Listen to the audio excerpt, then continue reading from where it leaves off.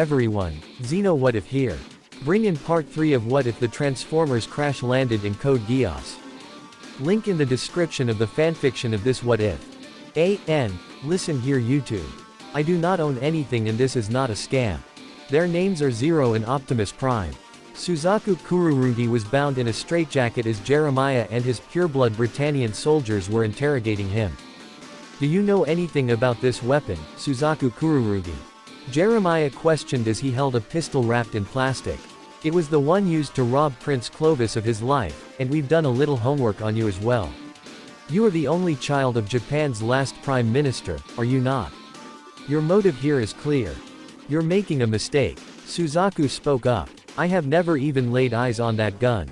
In direct response, a pureblood soldier kicked his chair, resulting in Suzaku falling to the ground.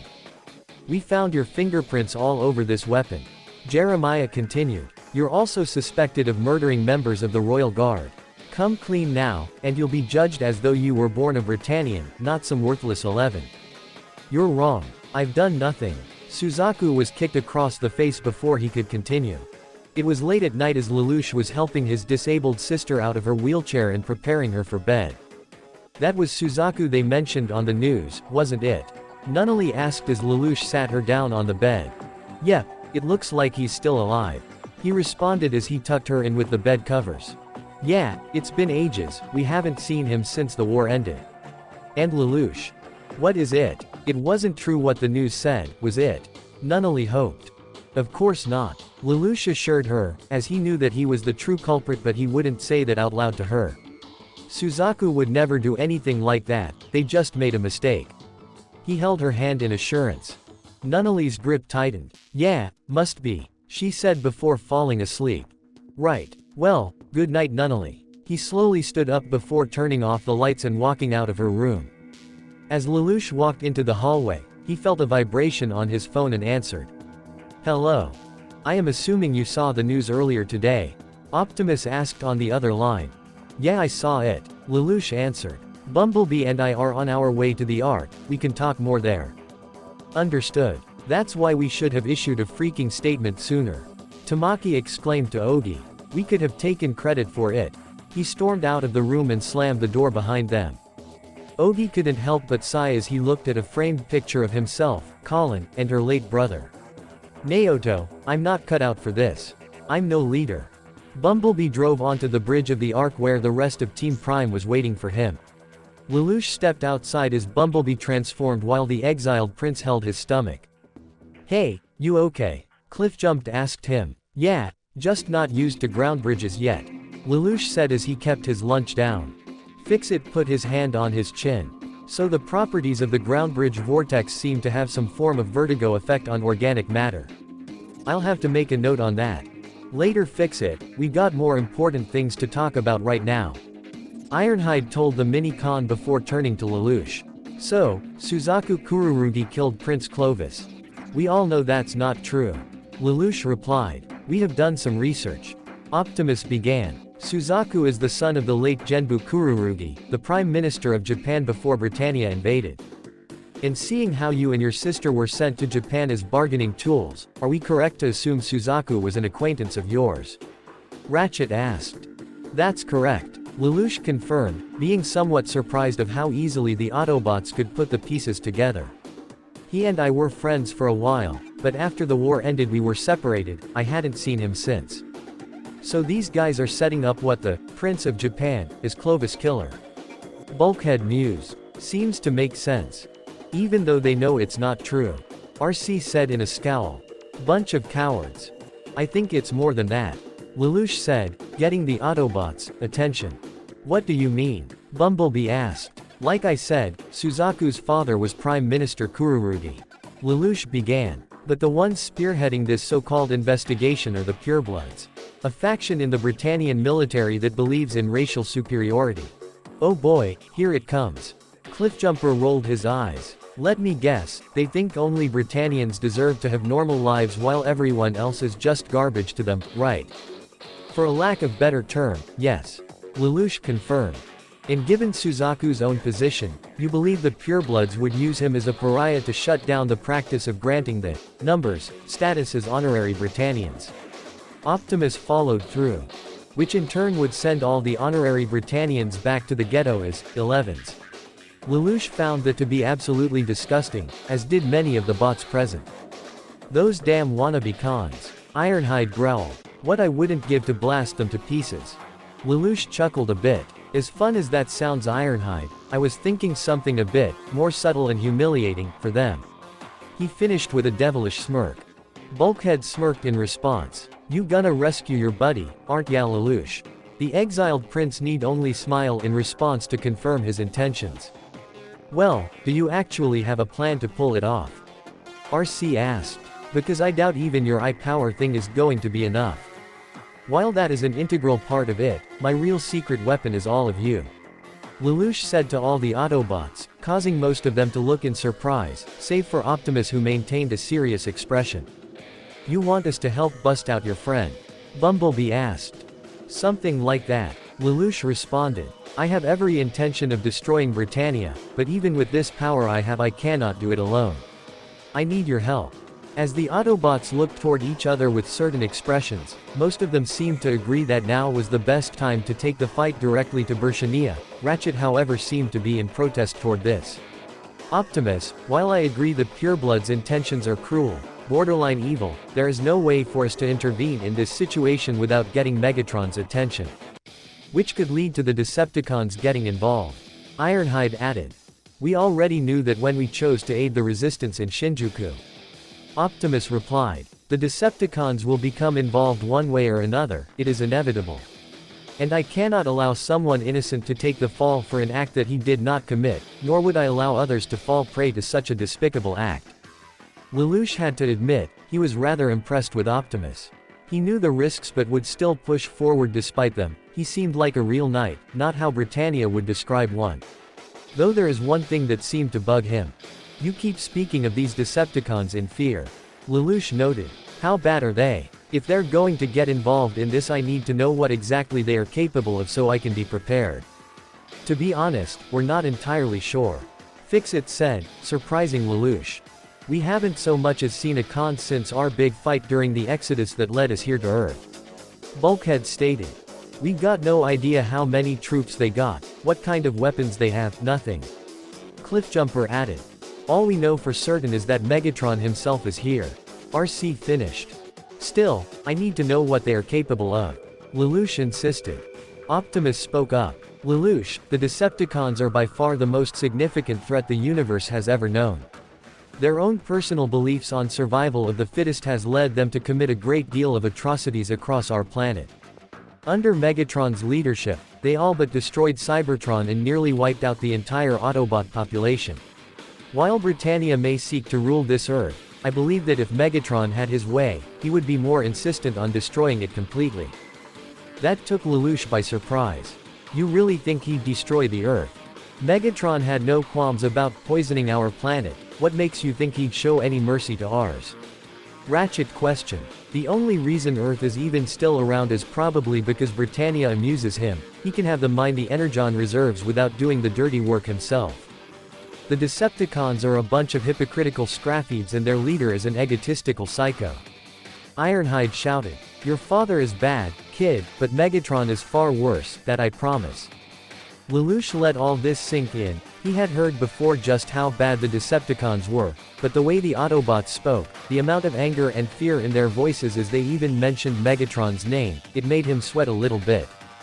All the more reason for us to work together on this. Lelouch said. I know Britannia and you know the Decepticons, it may be the only way we stand a chance. Even if we agree on this, we're still outnumbered from both sides. RC said. There may be only 8 Autobots here. Lelouch began. But I can think more than a few hundred humans who could help. The Autobots were already open to the idea that Optimus told them earlier of helping people to stand up to the Decepticons and Britannia so they in turn can help them as well. Though most seemed reluctant on it, it was still probably the best way to even the odds. Lelouch already set up a meeting with that Colin girl and the rest of her rebel friends. Bumblebee spoke up. We can use that as a foundation and build from there. It's not just about getting people on our side, Bumblebee. Ironhide said. It's about letting them know that they can stand up and put up a fight. That's another reason why we're going to rescue Suzaku. Lelouch stated. Cliffjumper seemed to get what he was saying. Oh, I get it. If we knock Britannia down a peg, it shows people they aren't invincible, and more people will stand up to them. He smirked. Now that is devious. Lelouch could barely contain his own devious smirk as most of the other Autobots began to follow suit. Well, in that case, count me in. Bulkhead said. About time we knock those jackassets down a peg. RC was in silent agreement as she nodded along with Ironhide and even Bumblebee. Then we are in agreement. Optimus spoke up. We will begin to work to free this planet from Britannia and the Decepticons at once. I'm glad to hear that. Lelouch said as he reached into his pocket and pulled out a flash drive. Speaking of which, I had an idea in mind. Any place I can plug this in. Right over here. Fix-It waved to Lelouch from a wall as the exiled prince walked up to him where a platform began to ascend up the wall like an elevator, which would enable Fix-It and a few other mini-cons to access some of the controls and consoles along the walls on the bridge of the Ark. As we assumed we'd be working with humans, I attempted to downgrade our tech so to speak so that you would have an easier time accessing them. The platform ascended to the height that is up to Bumblebee shoulder as Fix-It showed Lelouch controls. We'll work more as we begin to recruit other people to our side, but perhaps we can also teach you how to use Cybertronian technology. Fix-It continued. It should more than provide a advantage. Lelouch plugged in the flash drive and data began to upload into the bridge's sitems as a design appeared on the front screens, allowing the Autobots to see it. They were more than a little surprised. What, in the name of the Allspark, is that? Ratchet questioned. Obviously I can't show my face.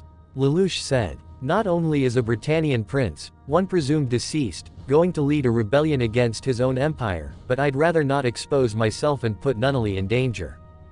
Well, yeah, we get that. It's just. RC couldn't find the right words. Just what? Lelouch questioned. You can't make that. Oh yes, most certain we can make this. Fix-It said. It's just, Bulkhead stuttered. How do I say it? What were you thinking when you designed this? Ironhide questioned. Seems too flashy for my taste. I kinda like it, Cliffjumper noted. That could definitely freak out plenty of bad guys, but it makes you look like a drama queen. Lelouch looked a bit miffed at that comment.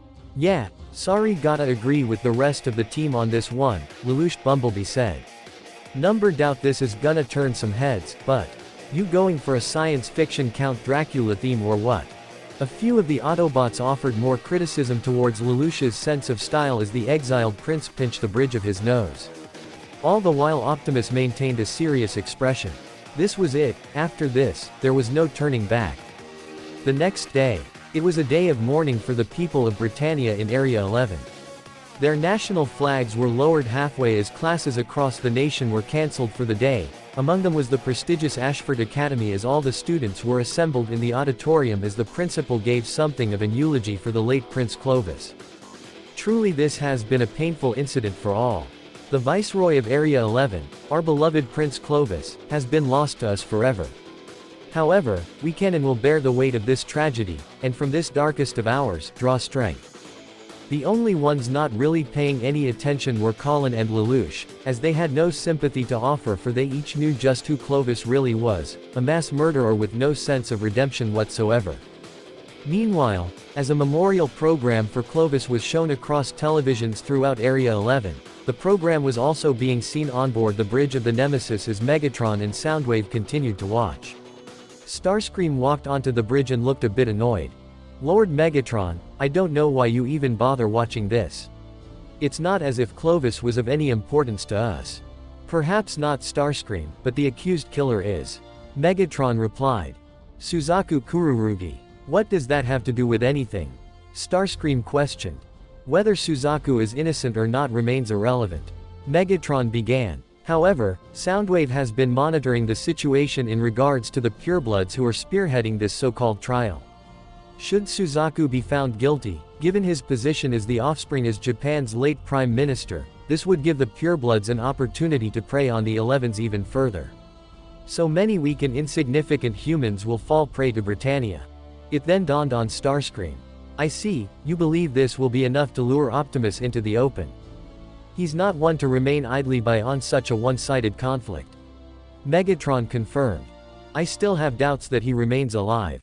Starscream insisted, resulting in Megatron glaring at him, causing Starscream to stifle back before regaining his composure. But if it pleases you, Master, I shall monitor the situation by your side as well. The Decepticon leader turned his eyes back to the program. Both he and Soundwave will be watching this very carefully. Area 11 Camelot Engineering Division.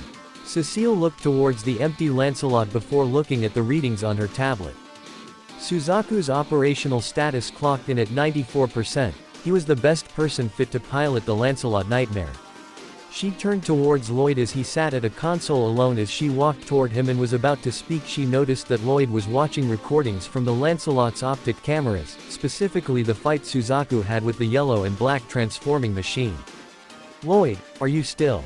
she asked him before he spoke up. "Just look at that thing."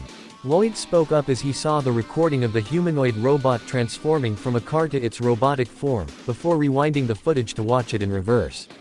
It transformed from a normal car to some form of high-functioning machine. "I can't take my eyes off it," he said in an excited tone of voice fit for a child. Just what kind of nightmare would be capable of something like that? "I don't really think it's a nightmare at all actually," Lloyd responded, much to Cecile's surprise. "Take a look." He typed on the console and rolled the footage to the point where the yellow and black machine was fighting the Lancelot. He played it frame by frame as the camera zoomed into its face. "Do you see that?" Lloyd pointed to its eyes. "Are those eyes?" "It would seem so," Lloyd said. "They follow the Lancelot's movements and the expression in them changes as the battle proceeds. Not to mention this thing's own reaction time far surpasses any nightmare we've developed, as it proved to be holding its own against the Lancelot no less." "Have you tried showing this to the authorities?" Cecile asked. "Maybe it could help Suzaku. It could prove that he and the Lancelot weren't anywhere near Clovis when they found his body." "I tried," Lloyd replied. "But since we're an irregular group, we really have no say in the matter. Even if we'd show them this footage, they would try to cover it up. A machine that we know nothing about that is obviously stronger than any Britannian nightmare we've seen thus far. If word of that got out, it would cause a great deal of scandal amongst the military, not just with numbers but with Britannian civilians as well." Lloyd sighed. "It's a pity though. If something like this exists, I would love to get a closer look at it." "But, what about Suzaku?" Cecile asked. "Sadly, his fates are all but decided," Lloyd replied. "Another pity. He seemed like the perfect Devaker." Ashford Academy. As all the students were released from the auditorium, Lelouch found himself walking alongside Rivals and Shirley. "Hey Lelouch, you got anything going on later?" Rivals asked. "After all, classes have been cancelled for the day. Folks have been asking for a rematch." "You are not gambling, you guys," Shirley exclaimed to them. "You already got a car, Lulu, what more do you want?" "Aw come on, don't be such a stick in the mud," Rivals told her. "She's right though," Lelouch said, getting Rivals' attention. "We both got more than enough money, and I even got my own car. Best to quit while we're ahead." Rivals sighed. "Well, I guess you got a point there." Shirley sighed too, but it was one of relief. Gambling was quite dangerous after all. "Speaking of which, I've actually got some driving lessons later today," Lelouch said. "Really?" Shirley asked. "Yeah, I mean, what's the point of owning a car if you can't even drive it?" The black-haired teen replied. "Well, I guess that's true," Shirley said. "You mind if I tag along?" Rivals asked. "Could be fun." Lelouch gave a bit of a chuckle. "Sorry, but it's kinda private." As they continued to talk, only Lelouch noticed Colin walking past them and remembered that today was the day she would be meeting her contact. The Autobots had already finished the suit. Now was the time for the two sides to get acquainted with each other. Tokyo Tower, what was once a giant monolith that symbolized Japan's own achievements, had been completely torn down during the war 7 years ago, another symbol of Britannia's dominance and oppression. The fact that it was converted into a simple museum only covered it up. Colin was looking at some of the pictures along the wall as she checked the clock. The time was 16:01. 1600 hours at Tokyo Tower. Why here of all places? She noticed out of the corner of her eye that Obi and 2 other rebels were present as well, trying to keep some distance from Colin to maintain their cover. "It was Kururugi who contacted us, wasn't it?" Hard to say, Ogi replied. Yeah, but he might have been arrested after his communication with Colin. Then we're in danger here, we should go. There was a chime over the speaker as an announcement was given. Attention please. Paging Miss Colin Statfeld of Ashford Academy. One of your personal effects was turned in on the kiosk on the observation deck. The three looked in surprise to see Colin gone, and discreetly followed her to the observation deck. Colin had walked to the customer service desk where the receptionist greeted her. Hi, I'm assuming this phone is yours, ma'am. She handed Colin a cell phone, who looked slightly confused. Something wrong. It is yours, isn't it? Yeah, Colin replied, thinking her contact left it there for her on purpose. Thank you so much. She walked towards the window where she got a good look at the settlement. Ogi and the others were present as well, still maintaining their cover. Colin then felt the phone vibrate and the caller ID said only one word. 0. She glanced towards Ogi, who discreetly nodded to her. She then answered it. Hello. Head to the south exit with your friends, you might see something familiar there. Colin, Ogi, and the other two walked outside from the south exit of the Tokyo Tower and saw something that made them look in surprise. Pulling right up toward them was the yellow and black car that helped them in Shinjuku.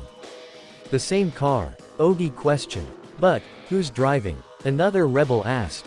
In response, the front and rear doors opened to reveal 4 empty seats, much to their surprise. What the, it's empty. Colin questioned. But how? It literally just drove up to us. The phone rang again as 0 spoke to Colin. Don't worry, it's safe. I want you to get inside. Colin didn't know how to feel about this.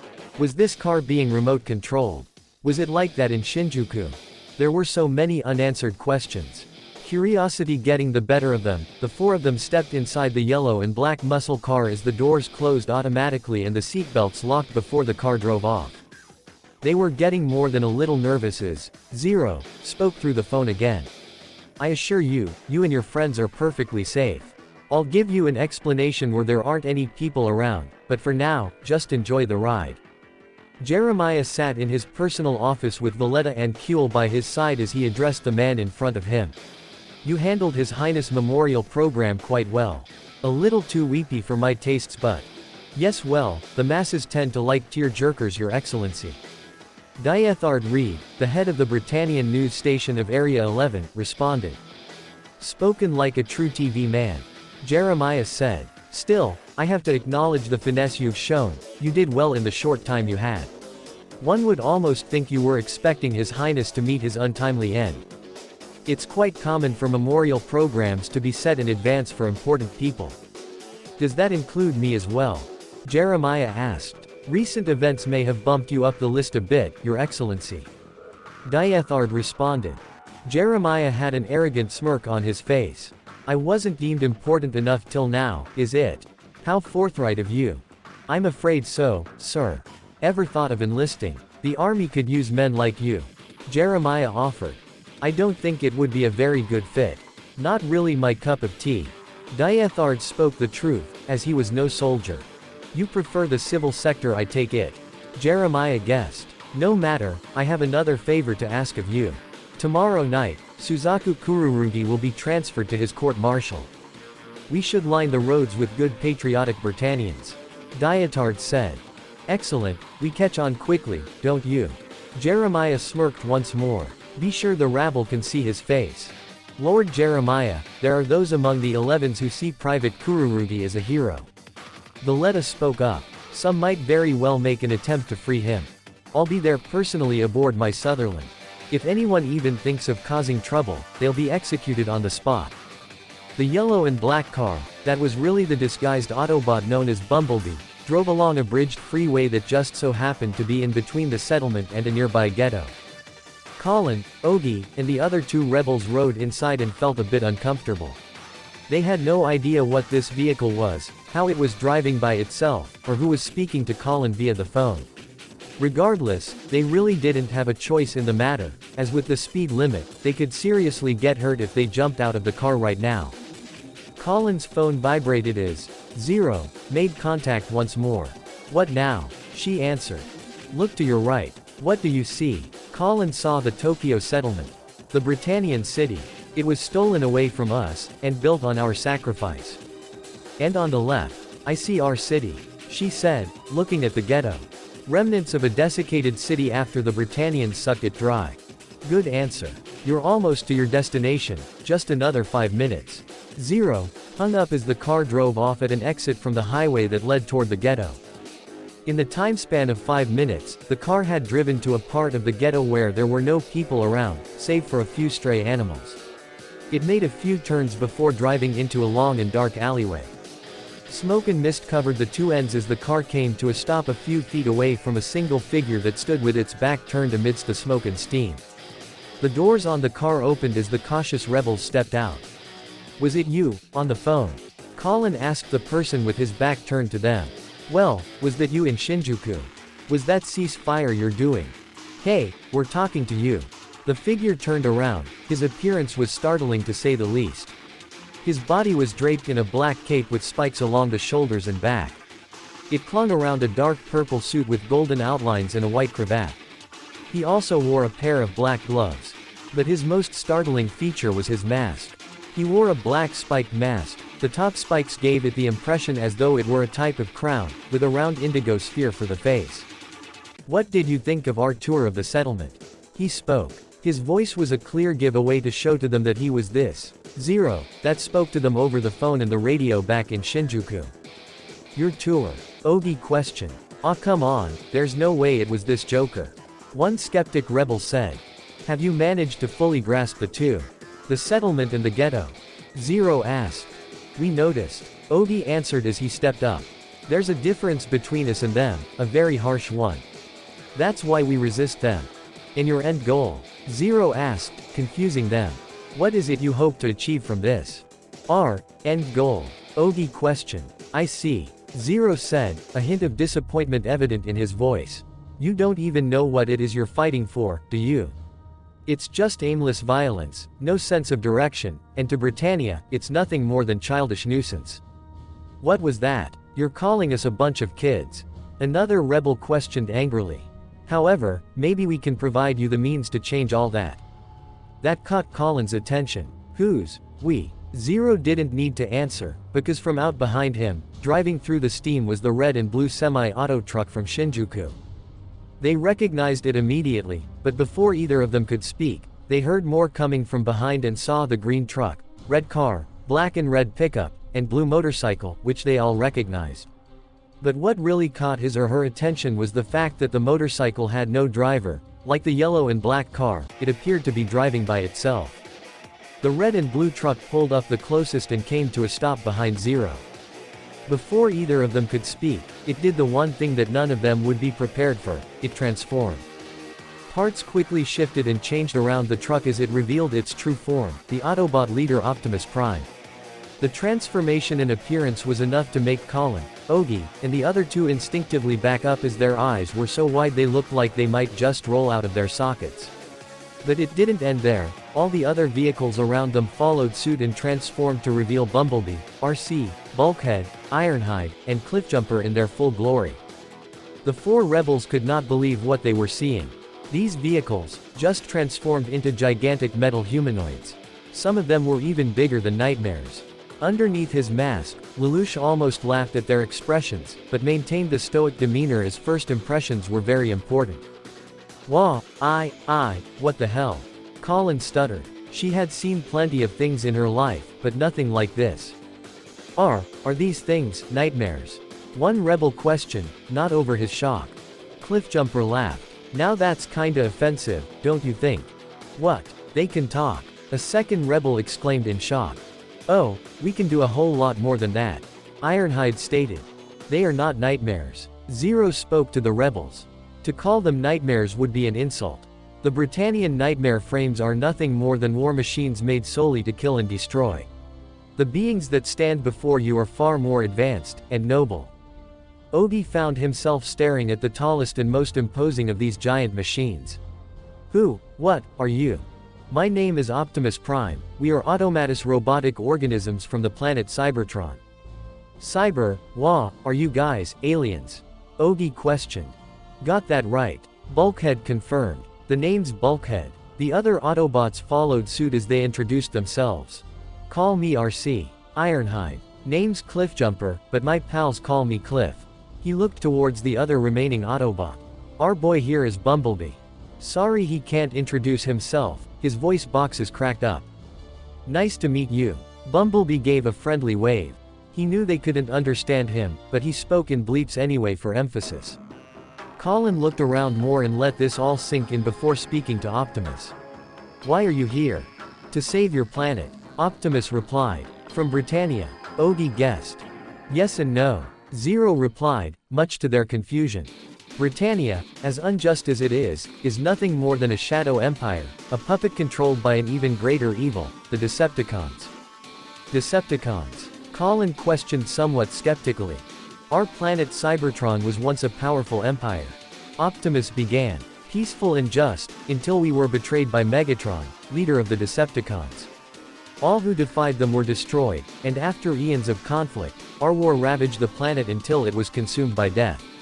Now Cybertron is nothing more than a barren wasteland, unable to support life. The Decepticons have since abandoned it and have their eyes not set on Earth. Are these Decepticons, like you? Ogie asked. They're from the same planet and can transform like us, so in that sense, yeah. Bulkhead responded. Other than that we have nothing in common. Ironhide stated firmly. The Decepticons want nothing more than absolute domination over everything. They think the one constant in the universe is survival of the fittest and all who are deemed inferior are only meant to be trampled underfoot. Sound familiar? The four young rebels looked to each other in surprise. That sounded just like Britannia. So, wait, are you saying that Britannia, the very same oppressive empire that has invaded and all but destroyed our home, and many other nations on Earth, is just a front? Ogie questioned. Indeed. Zero confirmed. And even Britannia doesn't know it. This is something that likely only the Emperor knows, not even the other members of the royal family are aware of this. Colin gave a hard look towards Zero and the surrounding Autobots. Why are you telling us all this? Cause we're about to take the fight to Britannia, and to the cons. RC answered. But even if it's just Britannia, there are only a handful of us. We can't do it alone. We'll need to build an army. And guess who our first recruits are? Cliffjumper teased towards the four young rebels. You want us? One rebel asked. Zero nodded. That is correct. Most of them didn't know what to say. What could they say? Colin however seemed to be the most angry. These giant alien robots came out of nowhere and just told them that Britannia was only a puppet. Were they saying a puppet killed her brother? Oh please, you honestly expect us to believe all that? Why should we even trust all of you? You mean aside from the fact you're talking to us? RC questioned with a skeptic eyebrow. But she's right though. Give us one reason why should trust you. Another rebel said. That's right. One of you isn't even showing your face. The second rebel exclaimed, referring to Zero.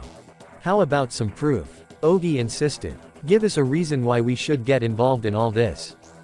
RC, Ironhide, and even Bulkhead sighed. It wasn't like this was expected. Given what these people went through, it wasn't like they were wrong to be skeptic of all this. Cliff and Bumblebee looked towards Optimus as he gave them an expression that silently read, it's under control. If you desire something to work with, then how about a demonstration? Optimus suggested. What do you mean by a demonstration? Ogie questioned. Suzaku Kururugi is innocent. Zero began. He did not kill Prince Clovis, that honor belongs to me. With that single statement, Colin, Ogie, and the rebels had given Zero their undivided attention. All that we ask of you is to watch. Watch as we rescue Kururugi, and we'll do it, without even spilling a single drop of blood. The Japan Liberation Front was by far the biggest resistance group in Area 11. It was well known amongst other resistance cells and even the Britannian military, though they themselves had a great deal of difficulty against the oppressive forces and had to stay in hiding, striking only when they can. At the moment however, they were debating, or rather arguing, what to do with their current situation. He killed a prince of Britannia. Suzaku Kururugi should be treated as a hero. But he's an honorary Britannian. Prime Minister Kururugi was his father. So what? The bastard gave up Japan. Our people don't know that about him. The whole Shinjuku business was the work of Kazuki's group, wasn't it? General Geass, the leader of the Japan Liberation Front, asked one of his men. Yes sir, they are being led by a man named Ogi at the present. A man named Kusakabe responded. Has Kururugi's family said anything? Geass asked once more. No sir, they broke contact with him once he joined the military. Kusakabe responded. Geass looked towards a man who had been silent during the whole debate as he sat on his knees samurai style with a sheathed katana in front of him. Todo, what are your thoughts? We should not become involved in this public execution. Todo responded. That's cowardly. Kusakabe exclaimed. You're Todo the miracle worker, right?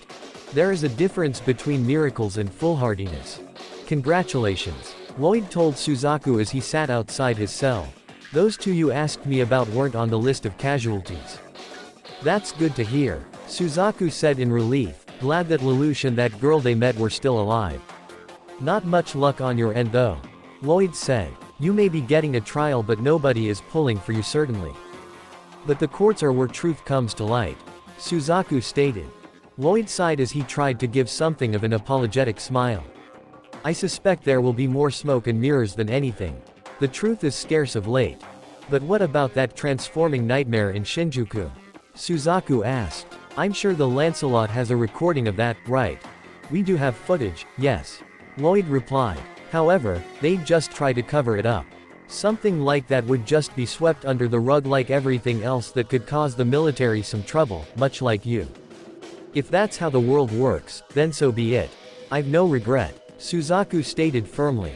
The next night, a bridge in the middle of the Tokyo settlement was lined with hundreds of Britannian civilians as the settlement's news crew, being led by Diathar, covered the event that would be taking place. All of Area 11 saw it, every politician, nobility, military units, and civilians, including the student council at the Ashford Academy. All the other resistance groups witnessed the broadcast as well, including the Japan Liberation Front. Even Nunnally listened to it over the radio in her room. Any moment now, the reporter spoke over the broadcast. It's a sight to see, the throngs lining the route, all of them waiting on bated breath. Waiting for the accused murder of Prince Clovis to pass by, honorary Britannian, and former 11, Suzaku Kururugi. Among the most prominent ones watching however were Megatron alongside Starscream and Soundwave. And so the circus begins. Starscream noted in obvious sarcasm. The sarcasm is not appreciated, Starscream. Megatron told him. Forgive me, Lord Megatron, but as amusing as humans can be, the fact they would set up all this drama simply for the death of one prince is rather annoying. Starscream said. And far be it from me to question you, but do you think, even if he were alive, that Optimus would rescue Kururugi now? This is being broadcasted across all of Area 11, I'm even willing to bet the Britannian mainland is watching this as well. If Optimus were to move now he'd only be exposing himself. Perhaps, but this leads directly to Kururugi's court-martial, and later his execution. Megatron replied. This would be the only time Optimus would be able to move. So then, let us see just how he will play this. I can see them. The reporter exclaimed as the footage showed the incoming envoy of Sutherland's escorting a prisoner transport with a Sutherland aircraft above them as well for extra good measure.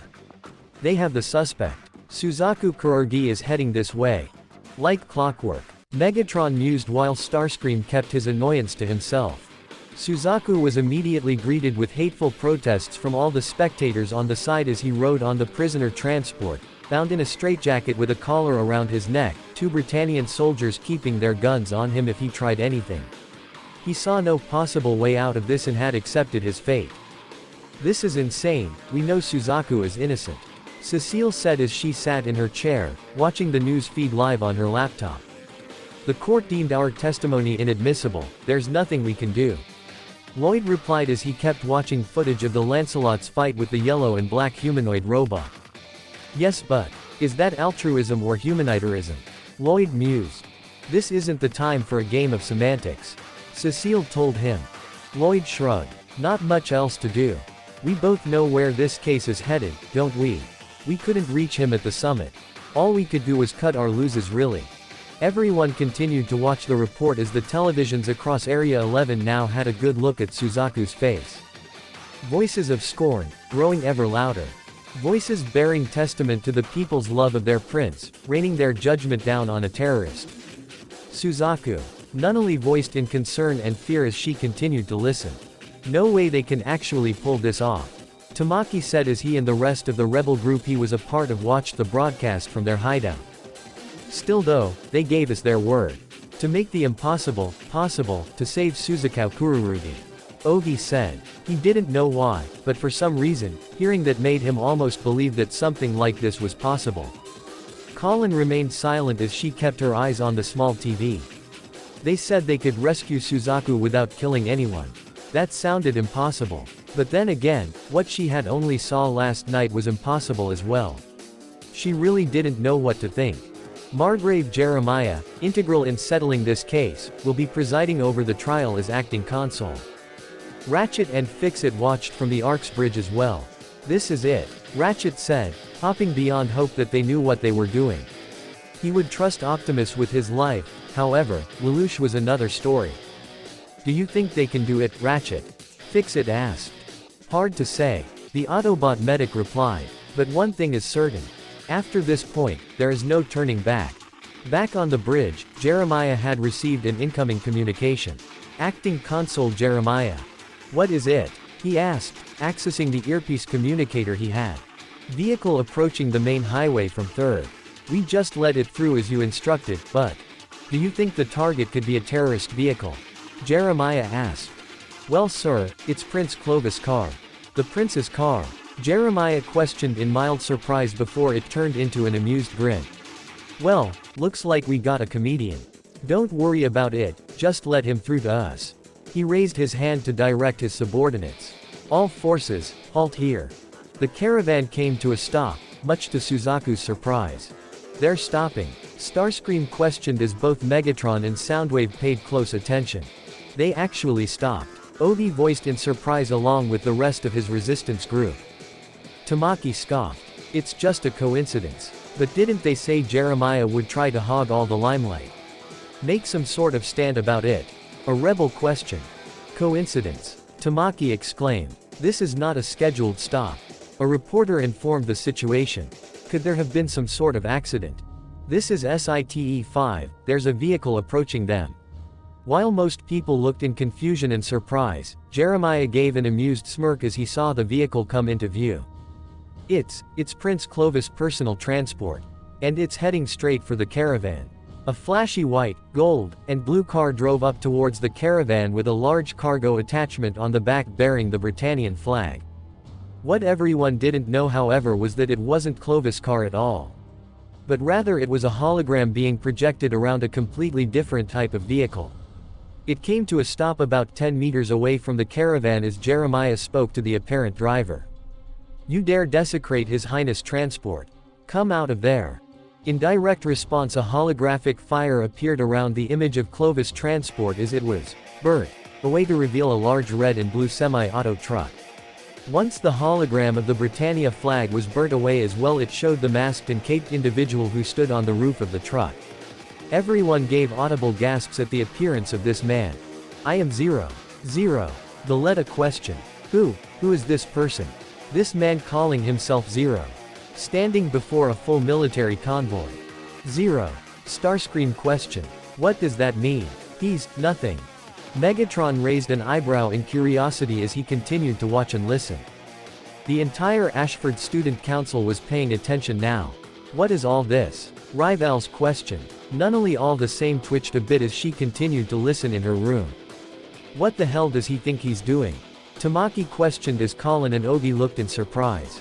He'd openly reveal himself on international television. It wasn't just them. All of Area 11 had their heads turned as they saw this Zero standing in direct defiance to the Britannian pureblood faction, including resistance groups like Area 11 such as the Japan Liberation Front. Even Toto gave some attention toward it.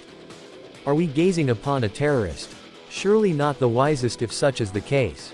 Suzaku looked towards him in surprise and confusion. Is he, an 11? Now to return the favor, Suzaku. Lelouch thought to himself. It is now or never. Optimus thought to himself as well in his vehicle form. If this world is to survive, then it must know of us. I've seen enough. Zero, this little show of yours is over.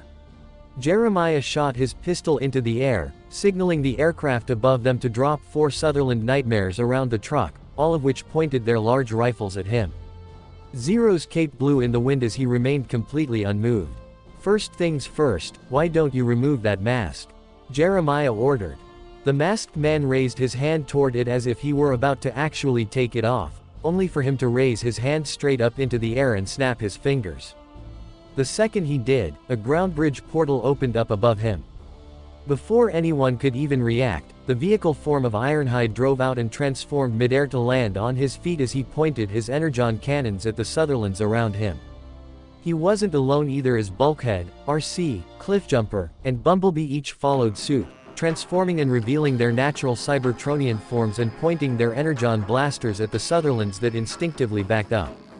Finally, the truck that Zero stood on transformed as well to reveal Optimus Prime in his full glory. Zero stood firm on Optimus' right shoulder as the Autobot leader pointed his left energon blaster directly at Jeremiah just as the ground bridge portal above closed. Immediately, everyone screamed as they all backed away in fear. Fortunately, it did not break out into a panic as everyone had their eyes set on the revealed Autobots. What the hell? Jeremiah exclaimed in shock. The Letta's eyes widened. Jeremiah, those were the same vehicles in Shinjuku. Suzaku recognized Bumblebee right away. Wait, but that's, the collar on his neck zapped him before he could continue. Lelouch grinned underneath his mask as he almost gave a laugh at everyone's reaction but maintained his demeanor all the same. Similar reactions were seen everywhere as civilians across Area 11 backpedaled in shock and eyes widened into softballs. Nunnally in her room didn't quite understand what was going on and only tilted her head. Shirley and Nina stood up from their chairs in the student council room and almost screamed along with Millie as she backed up, while Rivals fell back onto the table giving a, "What the?" yell. "Wah, just what the hell are they doing?" Colin exclaimed as she, Ogi, Tamaki and the rest of their comrades looked in surprise at how the Autobots just revealed themselves on international television alongside Zero. Everyone in the JLF stood up as well, even the ever-stoic Toto stood up in straight surprise as his eyes widened. Lloyd, are you seeing this? Cecile stood up and showed him the footage on her laptop. Lloyd meanwhile could only look with a dropped jaw before it turned into a massive grin with stars in his eyes. Our transforming friend from Shinjuku is back. And it looks like he brought some friends too. Ratchet and Fix-It both watched in suspense, neither dared say anything as the only sound was the reporter stuttering the scene with the Autobots standing for all the world to see. What is going on? These transforming nightmares just came out of nowhere. Optimus Prime, he's alive. Starscream completely lost his compsor and looked as though he were about to faint. Megatron however gave a chuckle as he lowered his arms. Yes, you do indeed live, Optimus. Though this is a bold move for you. Just what do you have planned? All fighters scramble immediately. Starscream began to instruct via the Nemesis open communications. Prepare for combat at once. Belay that order. Megatron stopped them before they would do anything. No one leaves this ship unless I say otherwise. But Lord Megatron, Optimus. Starscream tried to protest only for Megatron to cut him off. I said stand down, Starscream. Megatron yelled as he leaned close to his commander's face. Yes, master. The sniveling second in command reluctantly bowed and backed off as Megatron returned to the screen. There a problem here? Bulkhead questioned, causing all the pureblood soldiers and Britannian civilians to look in even greater shock. Did that thing just talk? Whoa, little Mexican standoff we got here. Cliffjumper said on account to the Sutherlands pointing their rifles at the Autobots who in turn pointed their energon blasters at them. They can talk. Valletta questioned in absolute shock and surprise. Jeremiah shook in his spot, sweat pouring down his face as his eyes trembled. What is this? What in the hell are you? You know that, what are you, phrase is starting to sound like a broken record. Cliffjumper said, I may be a chatterbox, but even I don't like to repeat myself. Despite the joke, the leader of the Autobots spoke. My name is Optimus Prime, we are the Autobots, protectors of the innocent and the weak, and warriors for freedom and justice. And as of now, we stand against the oppressive forces of Britannia, who have held the Earth in a death grip for far too long. Suzaku looked in surprise. Warriors for freedom and justice. Jeremiah's face twisted into one of fear and anger. I don't know what game you freaks of nature are playing at, but it ends here.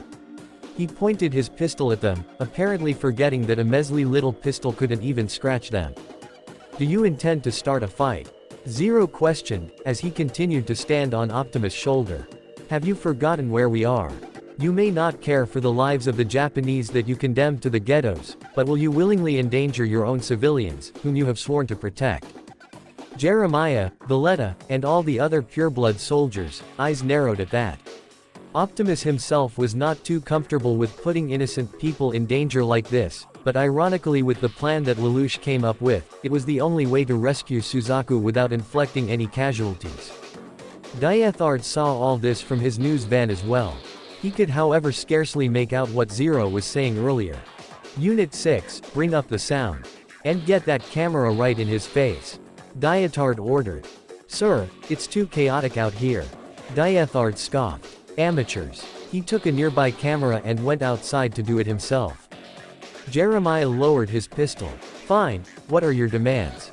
Weapons down. Ironhide stated. Release Suzaku Kururugi to us. RC stated as well. And we'll let you escape with your dignity. Cliffjumper said with a cocky smile. Escape with R. Valletta thought as her hands clenched on her Sutherland's controls and her face twisted into a scowl. Of all the nerve. The hell we're gonna do that. Jeremiah exclaimed, his eyes gazing back at the shocked boy. He's charged with high treason for murdering a prince. I can't hand him over. Come on, we all know that's not true. Bulkhead said. Suzaku is innocent and you framed him. Indeed. Zero confirmed. We all know the real reason he's here is to promote your own agenda on racial superiority. You couldn't find the real killer, so instead you choose to set up Suzaku as a scapegoat, and being that he's Japanese, it only made sense for the purebloods to pull such a stunt, am I wrong? Jeremiah's eyes widened as everyone in the crowd present, and even those watching from their televisions looked in shock. But it didn't end there. Suzaku Kururugi is the son of the late Prime Minister Genbu Kururugi. Optimus continued. If he were found guilty for the death of a member of the Britannian royal family, it would pave the way for your faction to dismiss the practice of granting natives the status of honorary Britannian, condemning those who are already granted such status to return to the ghettos where you would continue to prey on them simply because you view them as weak. Is that correct? The leader of the purebloods continued to shake as the Autobots just exposed their plot to the shocked public as all of Area 11, and possibly the whole world, had now learned of their intent. Busted. Bumblebee thought to himself as a smirk laid underneath his face late. Clovis wasn't exactly innocent either. Ironhide added. All those news reports in Shinjuku were total garbage. There was no poison gas, all those deaths were done by you. Clovis made a mistake and he decided to cover it up with human blood. And you purebloods were just his little wind-up tin soldiers who did all the dirty work. RC added, contempt and venom clearly evident in her voice. If the world wasn't paying attention to this scene, they certainly were now. But nothing would compare them for what was said next. As for the real killer, look no forward than the man who stands before you. Zero said as Diethard had walked closer to the scene. Bumblebee noticed him, but paid him no mind as he just had an ordinary camera. The man who killed Clovis, who ordered the deaths of countless men, women, and children in Shinjuku, was myself. And with that, the whole world came to a grinding halt. So this Zero killed Clovis? Starscream questioned. Megatron however gave a slight chuckle. Whoever this Zero was, it was understandable why Optimus appeared to be taking a liking to him. He was stirring up a hornet's nest in Britannia. Not only that, but he quickly turned the whole situation around as he put the purebloods right in the spotlight of condemnation which was previously on Suzaku. For a human, he was actually somewhat impressive. Well, he certainly knows how to turn some heads, doesn't he? Fix-It stuttered in between a few glitches. Ratchet kept his eyes fixed on the screen. He already knew the plan, all the Autobots did. But still, to say something like this and turn the purebloods into a pariah, Lelouch was really walking on thin ice right now. He'd have to keep on his toes at this point forward. Did he seriously just say that out loud? Tamaki questioned. Does he want to start a fight? Obi and Colin couldn't look away from the television screen. The Autobots and Zero said they would do this without killing anyone, so why speak like this right to Britannia's face? These guys had some serious guts, that was certain. But still. But we are not here to place innocent lives in danger. Optimus stated to the shocked purebloods. Release Suzaku to us and we will leave peacefully. That being said, if anyone here dies, their blood will be on your hands and yours alone.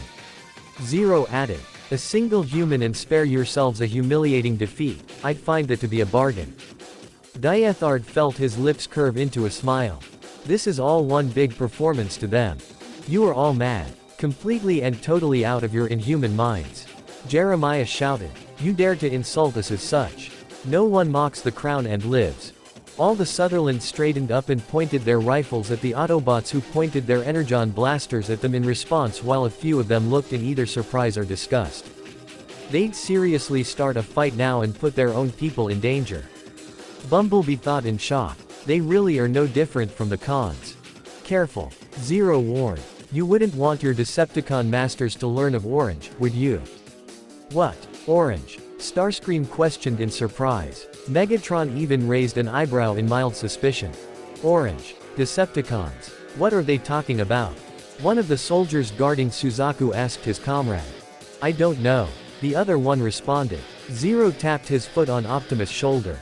He lowered his energon blaster and began to slowly walk to Jeremiah's Sutherland, while the other Autobots kept their weapons trained on the Sutherlands still surrounding them. If anyone dies here, it'll all go public. Zero told the confused Jeremiah. The Emperor himself, and even Megatron, will know about it. If you don't want that to happen. What are you talking about? What is this? Jeremiah questioned. Once Optimus was close enough, a slit on the mask opened up to reveal Lelouch's left eye as his Geass activated. You'll do everything in your power to let us go. Your prisoner as well. The red sigil flew from Lelouch's eye and into Jeremiah's. His brainwave patterns changed as red rings formed in both his eyes, and he followed Zero's orders without question. Right, understood. He turned to his subordinates. You there, release the prisoner. His order surprised everyone, civilian and soldier alike. Even Suzaku looked stunned. What on earth are you doing, my lord? Valletta questioned. Get that man over here. Jeremiah insisted. Should we? One guard questioned. But. Hand him over. Nobody gets in his way. Jeremiah ordered as Kuehl Sutherland rolled over. No. What are you thinking? You can't do this. Lord Kuehl, this is an order. With a great reluctance, the guards close to Suzaku undid his bonds as the Autobots lowered their weapons, while Bulkhead and Cliffjumper shared triumphant smirks. As Suzaku stepped off the transport and onto the road, Zero slid from Optimus' shoulder to his lower palm, where he met Suzaku. Who are? Suzaku was once again shocked by the collar he rode. As I thought, they didn't allow you to speak. Meanwhile, Valletta slid into her Sutherland. If they get away, we'll lose everything. Optimus transformed back into his vehicle mode and rode up next to the two youths. It's time to go, Zero. Well then, till next time. Zero led Suzaku to Optimus as the side doors opened up, allowing them to step in just as Valletta was ready to shoot them. You cowardly 11. She was about to shoot, but Jeremiah's Sutherland knocked her back. Lord Jeremiah, what are you? You heard me. Stand down. Now. Oh no. You are not getting away. Kuehl took control of the situation. Attack. Destroy them. With that, the Sutherlands opened fire on the Autobots as they covered Optimus' vehicle form, resulting in all the civilians panicking and running away from the scene. Autobots attack. No one dies tonight. Ironhide ordered as he and his comrades charged forward at the enemy Nightmares. Bulkhead's right hand turned into his mace weapon as he brought it down to crush the head of one Sutherland, but held it back as to not kill its pilot, causing the inoperable Nightmare to fall down on its back. Kuehl tried to shoot at Bumblebee, who rolled out of the way as he opened fire with his energon blaster to knock the rifle out the Sutherland's hands, letting Bumblebee come in with a roundhouse kick to knock it down onto the ground. Cliffjumper maneuvered underneath the third Sutherland and picked it up over his head before slamming it on its front onto the road, disabling it. Valletta had recovered and opened fire on the charging RC as her arm blades popped out as the blue Autobot jumped up and sliced at the Sutherland's neck to disable it before sweeping her feet to knock it down. Ironhide shot with his right cannon to completely tear off the head of one incoming Sutherland as another tried to shoot at him only for the bullets to barely graze him as he grabbed the Nightmare by its head. Britannian punk, he said before blasting off its legs, but leaving the pilot unharmed. As the fighting came to an end, a ground bridge portal opened up. Optimus was the first to drive into it with Zero and Suzaku safe inside. All the other Autobots transformed and drove into the vortex as well. However, Kuehl attempted to chase after them. "You imbeciles. No one runs away from." Before he could even get close, however, several bullets tore through his Sutherland's legs, causing it to fall down. The culprit was none other than Jeremiah as he pointed his mech's rifle at him. "Lord Kuehl, are you going to follow orders or not? And believe me, there will be repercussions. All units, do I make myself clear? Let them go." Right as he made that order, the ground bridge portal had closed and vanished. The Autobots had left the area. Just as they had promised, not a single person died, be it civilian or soldier. "I do not believe this," Starscream ranted. "Not only do the Autobots live, but there's this orange going around. Are the purebloods aware of us? How could they be? We left no traces of our existence." He growled. "Incompetent fools. I will get to the bottom of this one way or another."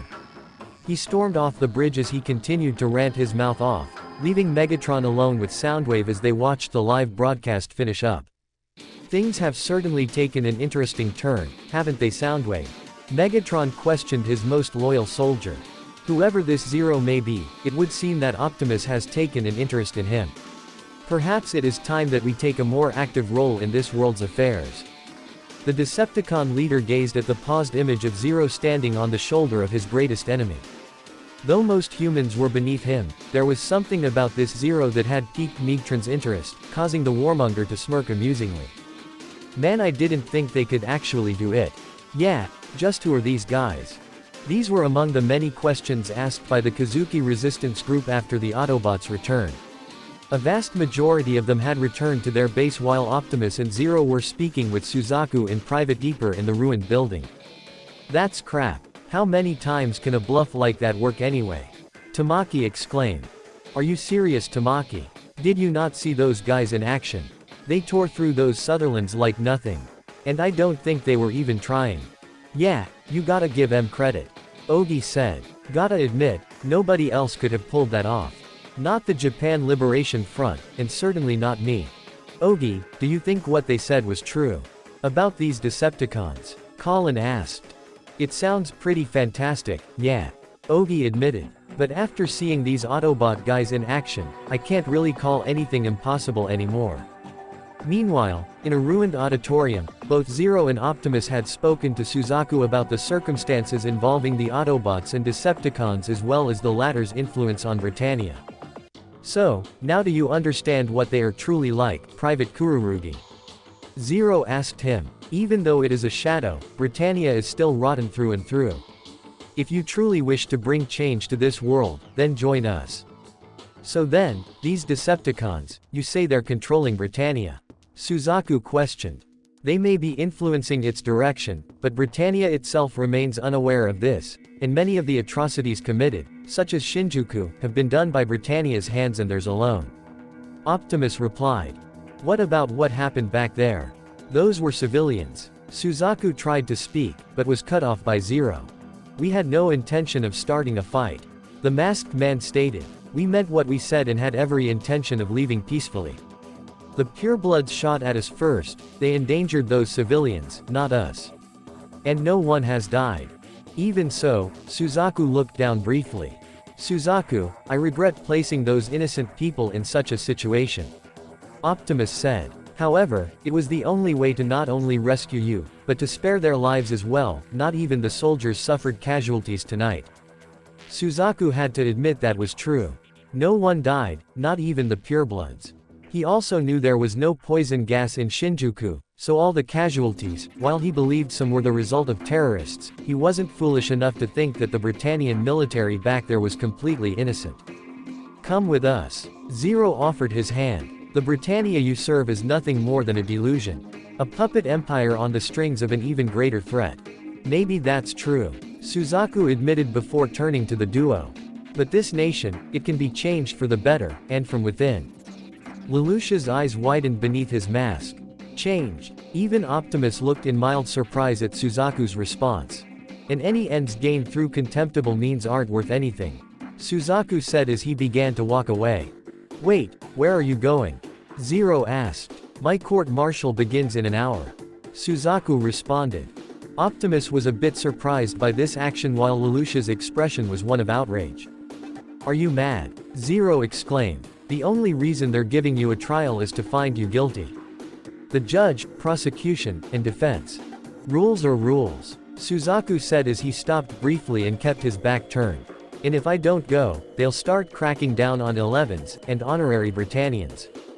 He's right. Optimus understood. If Suzaku sided with them, the purebloods could still bounce back and have what they need to pursue their own racial agendas. But you'll die, Zero told him. I don't mind, Suzaku insisted. Don't be an idiot. You can stop me though, can't you? He turned around to face them, Optimus specifically. One of you happens to be a giant sentient machine far stronger than myself.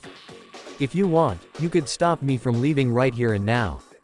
So I guess the real question is, will you allow me to leave of my own accord? Or force me to stay against my own will? Though Zero couldn't think of a response, Optimus already had an answer to give. Freedom is your right. If this is indeed what you choose, we will respect your decision. Zero looked as though he was about to protest, but Optimus gave him a look that said it was all right. One look from Optimus was enough to keep Zero from making an outburst. Suzaku had a respectful smile. Thank you.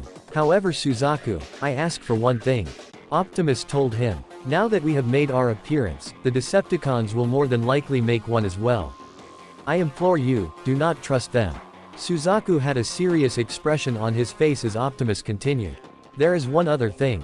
I want you to also ask yourself a question.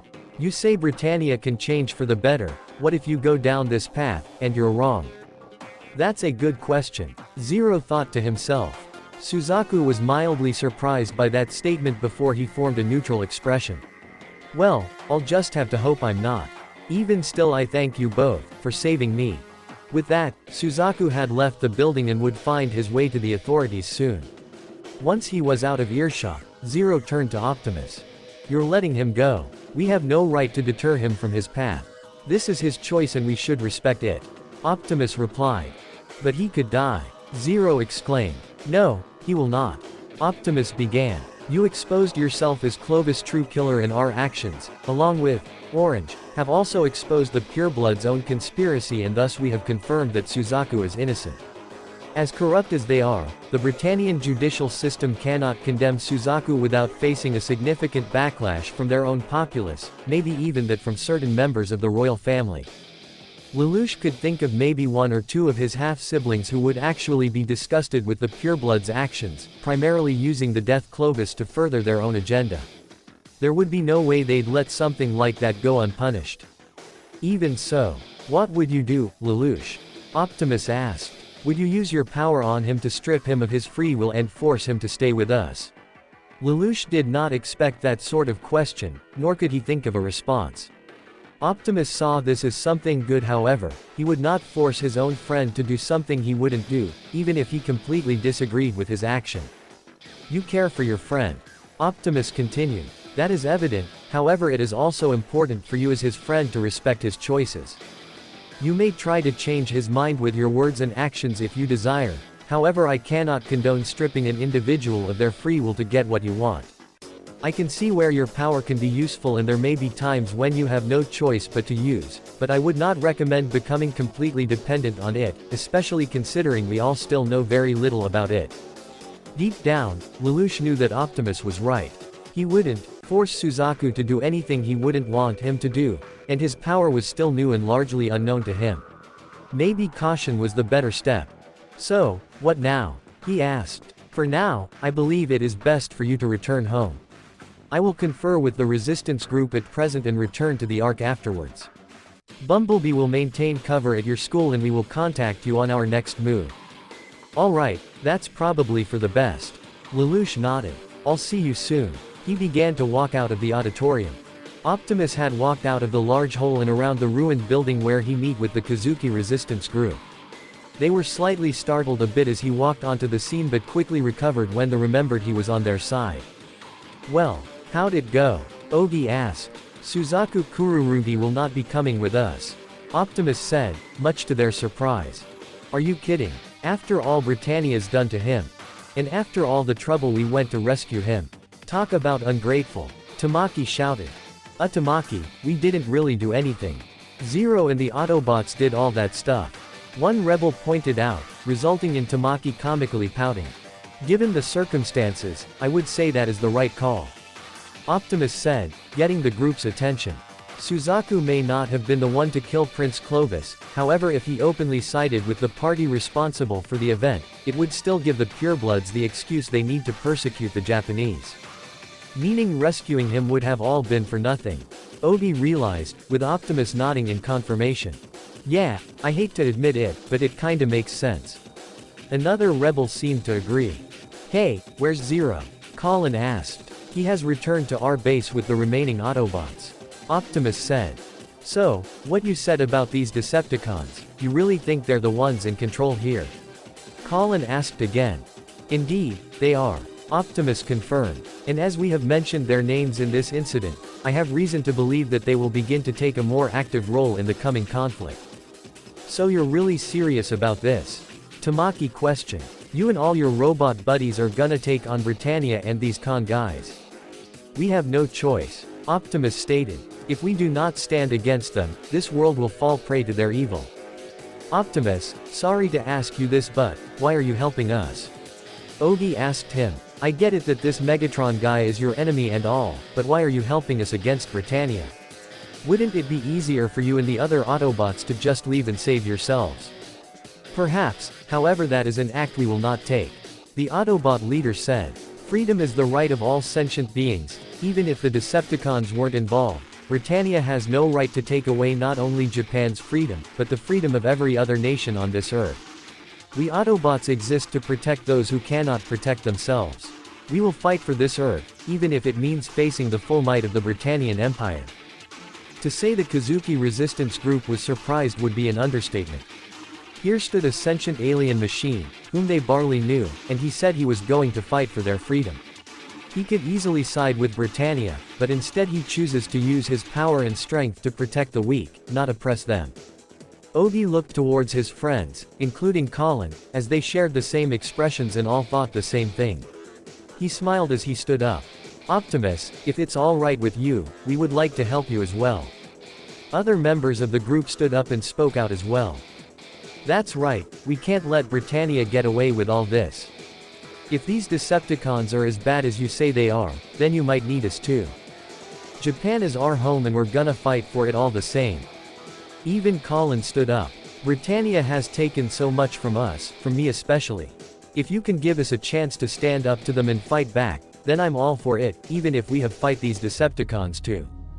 Optimus was quite impressed. Despite their small size, these humans' wills were ironclad. He could tell that they meant every word they said. Very well, we will fight together. The Autobot leader spoke, causing the group to smile. Alright, so what's the next step? Ogi asked. For now, I suggest you lay low, Optimus informed. Until we know our enemy's next move, we cannot afford to move in blindly. We will contact you at a later date. Got it. See you soon. Ogi nodded. Optimus then turned around and began to walk away before transforming back into his vehicle mode and driving off into the distance. The Kazuki resistance group looked in surprise and amazement. Robots who turn into vehicles, Colin said before smirking. Awesome. Nunnally continued to listen to the radio broadcast in her room for anything in regards to Suzaku. Yes, apparently. Private Kururugi has made contact with the authorities. It would seem these Autobots have released him. However, now that the original charges against him have been thrown into question, it's very possible that Kururugi will be found innocent and acquitted. That caused Nunnally to smile. Thank goodness. She heard the door open behind her. Miss Sayoko. However, the one who opened the door was not the maid, but rather a green-haired woman with yellow eyes wearing a loose straitjacket. The same woman gave Lelouch his newfound power. Diverging and intersecting paths. The Middle Eastern Federation is a comparatively small union of Islamic countries, but right now it was making its final stand against the invading Britannian forces, defending a small base from the enemy. Several large fourth-generation nightmares known as Bomides were deployed against the Britannian forces, though it would be more accurate to compare these so-called nightmares to oversized tanks as they had little to no maneuverability and their only offensive weapon was a single cannon mounted on the front. But these soldiers wouldn't give up without a fight. Opened fire. The Bomides opened fire on the group of Britannian tanks and managed to take out several. However, these tanks were cannon fodder compared to the real threat as several Britannian nightmares shot out of the dust and made a beeline straight for the Bomides. Gloucesters. One commander questioned. They're supposed to be in Serifal. The Britannian nightmares identified as Gloucesters bore appearances more akin to medieval knights. Most were a dark grayish sort of color, while the ones at the lead had a purple paint job to them, and each one of them wore a cape as well. Shoddy oversized imitation nightmares. The commander, a middle-aged well-built man with a scar on his face, insulted the enemy. They would have been wise to surrender from the start. A young Britannian soldier with long black hair and glasses stated before the Gloucesters got to work and tore through the Bomides with little trouble. Their speed and size worked to their advantage as they sped underneath the larger vehicles and opened fire on the underbellies. Already several have fallen. However, that was nothing compared to the explosion that engulfed their base behind them. What the Middle Eastern soldiers saw in horror as their base was no more in a single vibrant purple Gloucester with a white cape, long horns on the side of its head, stood proudly amidst the fire with a large golden lance in its hand. Cornelia. A single unit did this. This would be the soldiers' last words as the last of the Bomides were destroyed and the battle was over. Another victory. Area 18 has been established. This was the declaration of the commanding Gloucester that destroyed the base, a young woman with long violet hair and indigo eyes. This was Cornelia Lee Britannia, the second princess of the Britannian royal family. My lady, about our next course of action. The middle-aged commander, Andreas Darlton, contacted her from his nightmare. Sorry to make you clean up after my foolish younger brother. Cornelia said. Please don't apologize, my lady, we live to serve and our place is with you. Darlton assured her, causing her to smirk. Do you think Area 11 needs our usual treatment? Cornelia asked. Yes, my lady. Darlton answered. If I may speak freely, your highness. The younger soldier, Gilbert G. Guilford, began. I'm actually somewhat excited. These Autobot beings could provide a bit of a challenge. I admire that eagerness, Guilford. Let's just hope the battle isn't too one-sided. Cornelia said as a scowl appeared on her face. Though she acknowledged these Autobots as a threat to the Britannian Empire, her wrath was solely focused on one individual. I will drive you into the open zero. Clovis will be avenged. Area 11 Ashford Academy Schoolhouse. Lelouch had only just returned home after stunning the world as Zero with the Autobots at his side. They had rescued Suzaku and proved his innocence, while also dealing a humiliating blow to the purebloods.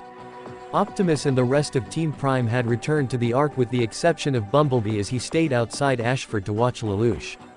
A tired Lelouch walked through the halls of the clubhouse. Though his victory seemed rather empty as he had hoped Suzaku would side with him, instead he willingly turned himself into the authorities.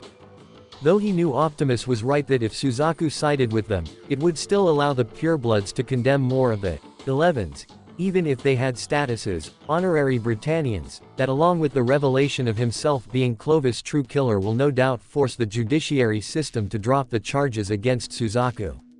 However, this was only the beginning. Britannia will find a way to retaliate to this, not to mention the Decepticons were a bit of a wildcard. Lelouch rubbed his hand against face as he came to the door that led to the dining room where Nunnally was probably waiting for him. Why can't things be so simple? He asked himself as he opened the door. I'm back. Welcome home, Lelouch. This greeting, however, was not from his sister, but rather the same green-haired girl in a straitjacket that gave him his power in Shinjuku, who was also shot in the head right in front of him. Yet she greeted him as if it were just a casual meeting as she sat at the table next to Nunnally making origami with her. Lelouch stopped in his tracks and couldn't believe what he was seeing. His expression almost mirrored the one where he first saw Bumblebee transform with his own eyes on the very same day. I'm so glad, I was worried. Nunnally said with an innocent smile. I'm assuming you ate out tonight, judging by your appearance. The green-haired woman said, covering for the still shocked Lelouch. Thank goodness. I thought you got caught up in the uproar caused by those people, Zero and those Autobots. I tried calling you, but you didn't answer your cell phone. Nunnally said. But, is what they say over the radio true? What? Lelouch asked automatically like a machine, not taking his eyes off his guest. That these Autobots are living nightmares. Nunnally asked. I mean, I can't imagine something like that even being possible. Apparently they're some form of sentient machines. The green-haired girl told Nunnally. I would think they're alive the same way we are. Is that really true, CC? Nunnally asked her. Lelouch looked in surprise and confusion. CC. The younger girl giggled slightly. Your friend goes by such an unusual name, only her initials. Yeah, I was just wondering, is CC your girlfriend? Nunnally asked. Before Lelouch could even respond to that question, the mysterious woman already spoke. He made a promise about our future together, right? She asked him, causing him to look in surprise. Nunnally frowned as the wrong idea came to mind. A future? You mean marriage? What? No, that isn't what she was talking about. Lelouch said immediately with sweat coming down his face. It's like she's kidding around. No, I'm not. The girl apparently named CC responded as she continued to fold some origami. Well, you're certainly doing this more than most. Nunnally said, still having the wrong idea. But everyone's different, aren't they?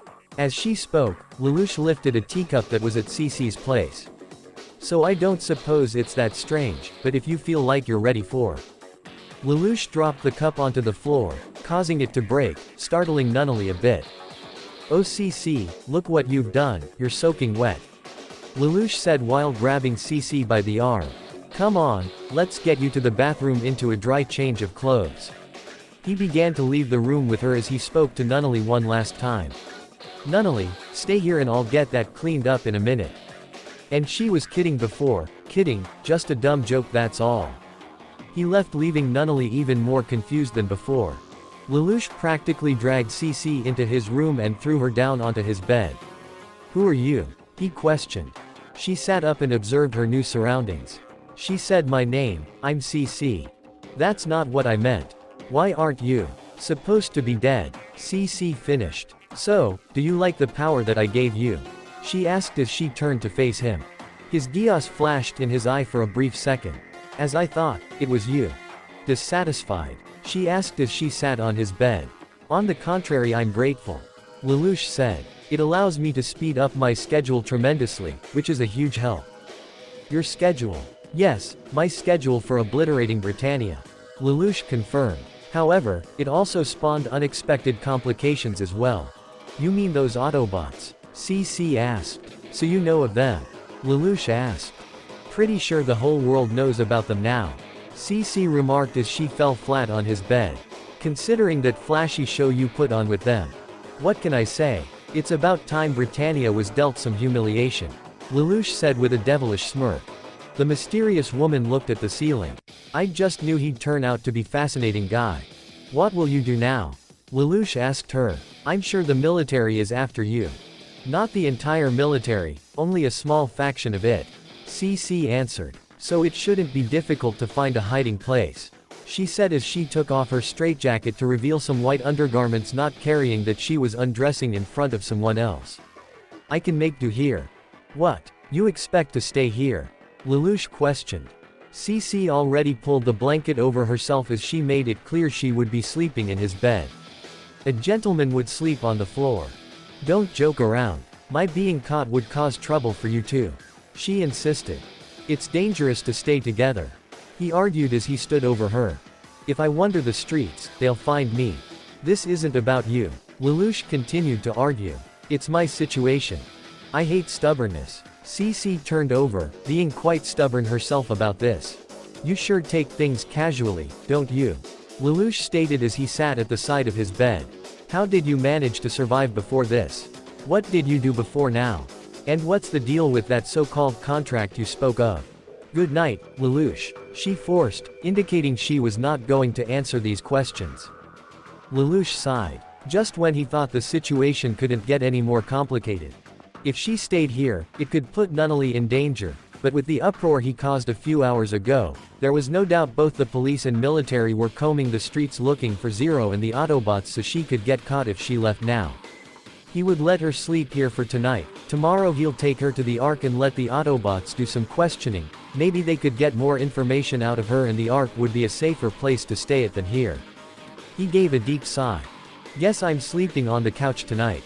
The next morning, Bumblebee stayed in his vehicle mode outside the Ashford Academy clubhouse parking lot as the sun began to rise. Before returning Lelouch back last night, he took the initiative of altering his vehicle appearance slightly. Though he still had his racing stripes and paint job, he had his license plate and model number changed.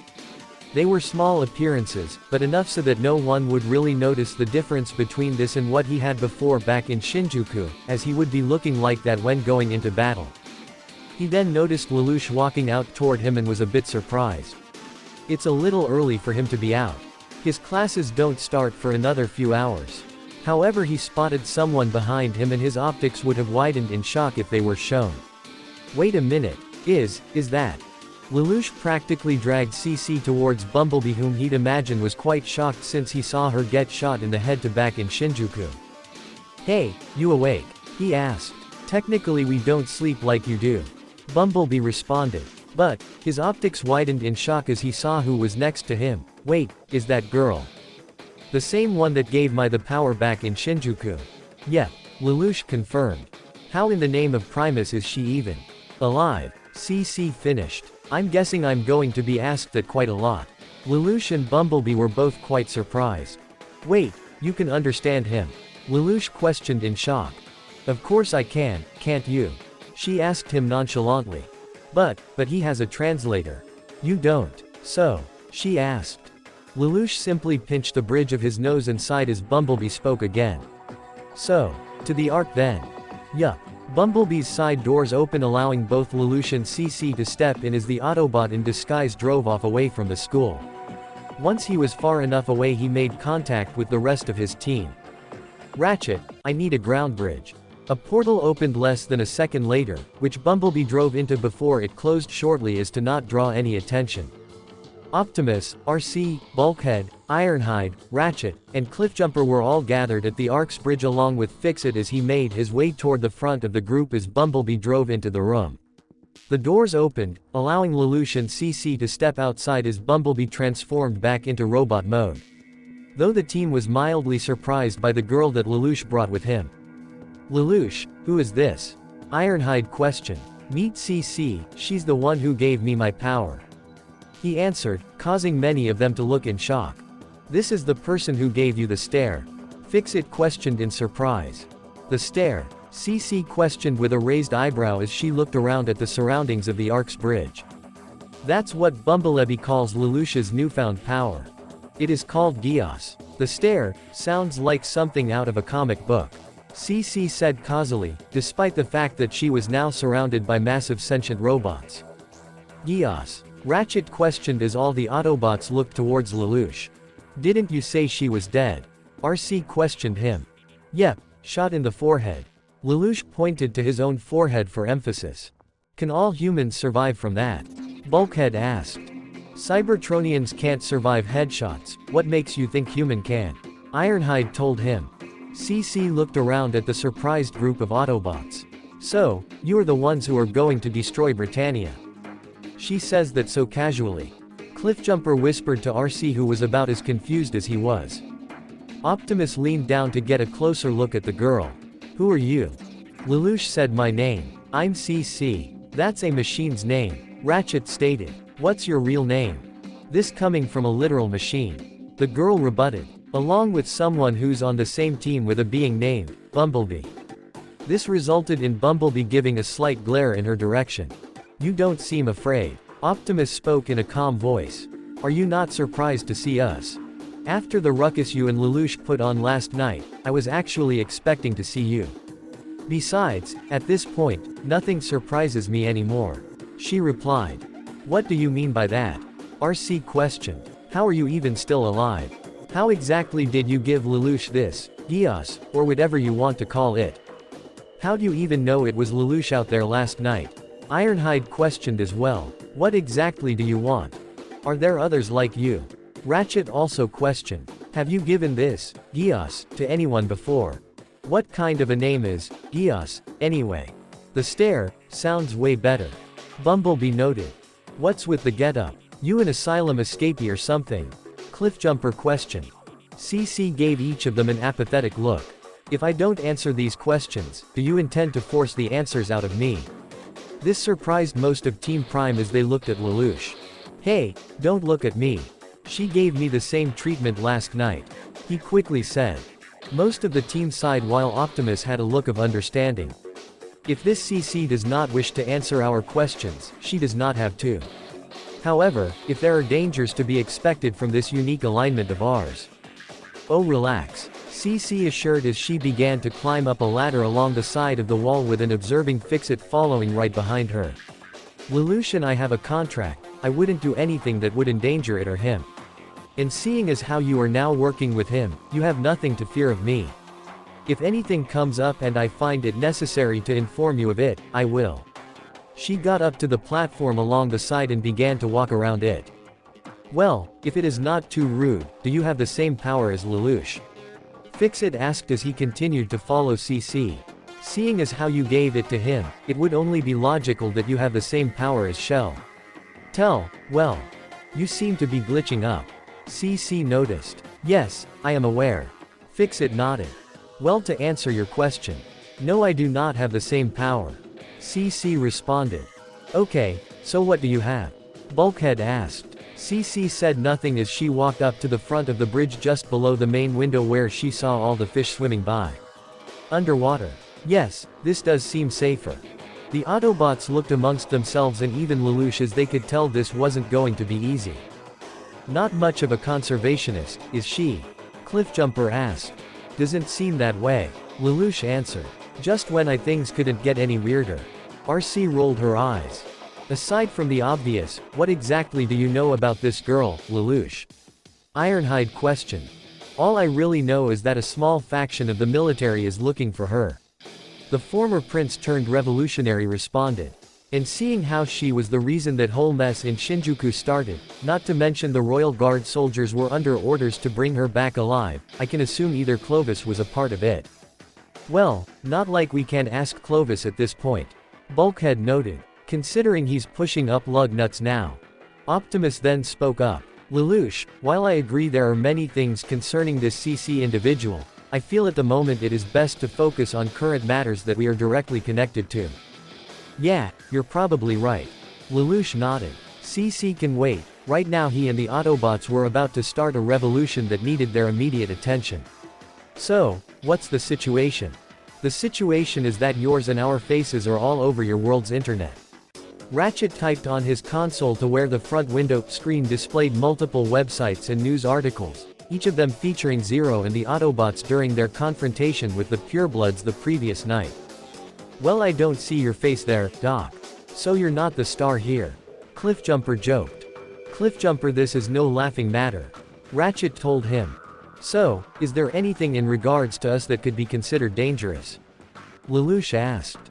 Aside from some Britannian fanatics saying that we should all die for protecting 11s, and all that garbage, not really. Ironhide said. We've really turned some heads here. RC also said as she smirked. And it's caused some major trouble for them too. Yep, all cause of Orange, the Purebloods' reputation is out the window. Cliffjumper also said with a smirk. Since this morning they've had protests outside their place and it's only getting bigger. Some people aren't too happy about the Purebloods lying to everyone's faces. It's true, even connections between the police and military are all screwed up. Bulkhead added. The Britannian forces may have declared us criminals, but it seems we are also becoming heroes to several resistance groups as well. Fix-It said. Look at all these incidents. The Orange Mini-Con put in some data to show the group the news reports of incidents that have shown up since last night. It hasn't even been 24 Earth hours and already more and more people are rising up. Fix-It exclaimed. RC couldn't help but chuckle. One fight against those wannabe cons and already they're falling apart at the seams. I'm not particularly surprised, Lelouch said. Aside from Orange, we've shown the world that Britannia is vulnerable, that there is a force out there that can not only match but surpass them.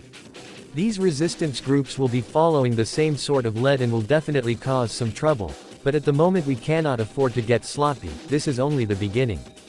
Lelouch is correct, Optimus began. These initial results may seem promising, however many are acts of violence that endanger innocent people, which I will not tolerate. In addition, Japan is only one area of the empire. No doubt the Britannian homeland will soon send reinforcements to quell this resistance, if they haven't already. Not to mention the Decepticons are gonna make a move soon, now that Megatron probably saw us. Ironhide noted. So, am I correct to assume that you and these Decepticons are aliens? CC asked as she hung upside down from the walkway, causing the Autobots and even Lelouch to look at her oddly. You assumed correctly, Ratchet said. We also believe that they are the true masterminds of Britannia. Oh, is that so? CC stood straight up. You don't seem all that surprised. Ironhide noted with suspicion. Like I said before, nothing really surprises me anymore. CC replied. However, one thing does pique my interest. What exactly is orange? Well, orange is a type of fruit grown here on Earth. But it's also the name of color that Cliffjumper joked. That's not what I meant, CC said in a minor glare, as Cliff laughed a bit.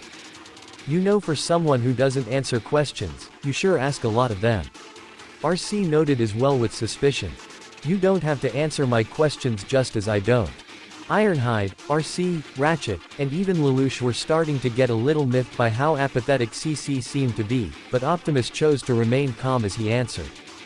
There is no orange, it is simply something Lelouch made up. He used it as a means for us to free Suzaku Kururugi from his court-martial while also creating the illusion that there is a conspiracy among the purebloods, which in turn will divide the Britannian forces as they become suspicious with one another. I see, CC said. Well, that is a clever move. So, what will you do now? After all, it seems like the whole world is looking for all of you. Right now we're waiting, Ratchet said. Megatron, the leader of the Decepticons, will make a move soon, and until we know what he has at his disposal we have to step very carefully. If something comes up, contact me, Lelouch said as he started to walk away. I need to know as well if we're going to be facing the Decepticons as well as Britannia. Wait, where are you going? RC questioned. To school, Lelouch answered. I can't be Zero all the time. I have to keep my identity of Lelouch Lamperouge up so people don't suspect we're on in the same. So wait, you're just gonna leave her here? Bulkhead questioned as he pointed his thumb at CC, who didn't seem bothered by this. Can't bring her back to my home, can't I? Lelouch replied. But still, Ratchet stuttered, we're not human sitters. I feel it is best that CC remain here as well. Optimus agreed with Lelouch. Even if she chooses not to answer our questions, it is clear there is more to this Geass than we originally thought. If Clovis choose to commit a massacre simply to acquire her, it may suggest that there is something that we have missed. Sounds like we've got a bit of a conspiracy going on, Cliffjumper said. I think it's best she stays here too. Ratchet, you and I may get a chance to study more about this Geass and get a better understanding of it. Fixit added. Ratchet looked towards Ironhide, who nodded, thinking it was probably for the best too. He shook his head with a sigh. Fine. Bumblebee, escort Lelouch back to Ashford, Optimus told the team scout as he nodded and transformed into his vehicle mode. Lelouch stepped inside as the yellow and black car drove off and toward the groundbridge station where Ratchet was reading to put in the coordinates. As they drove, Lelouch couldn't help but smirk a bit. You really caused a bit of trouble for Britannia, bet you're feeling quite proud. Very, Lelouch said without a trace of regret. Of course, this is only the beginning. I plan to take this all the way and completely tear my father's empire to the ground, even if I have to go through the Decepticons to do it. The world is destined to descend into greater chaos. You say that like it's a good thing, Bumblebee noted. I may not be able to understand your tone, as my earpiece makes you sound like a monotone computer, but I think I can hear a hint of apprehension. This is what we were striving toward, Lelouch said. If he could, Bumblebee would have sighed. Lelouch, look, we are going to stand by your side for this. We'll help you free this world.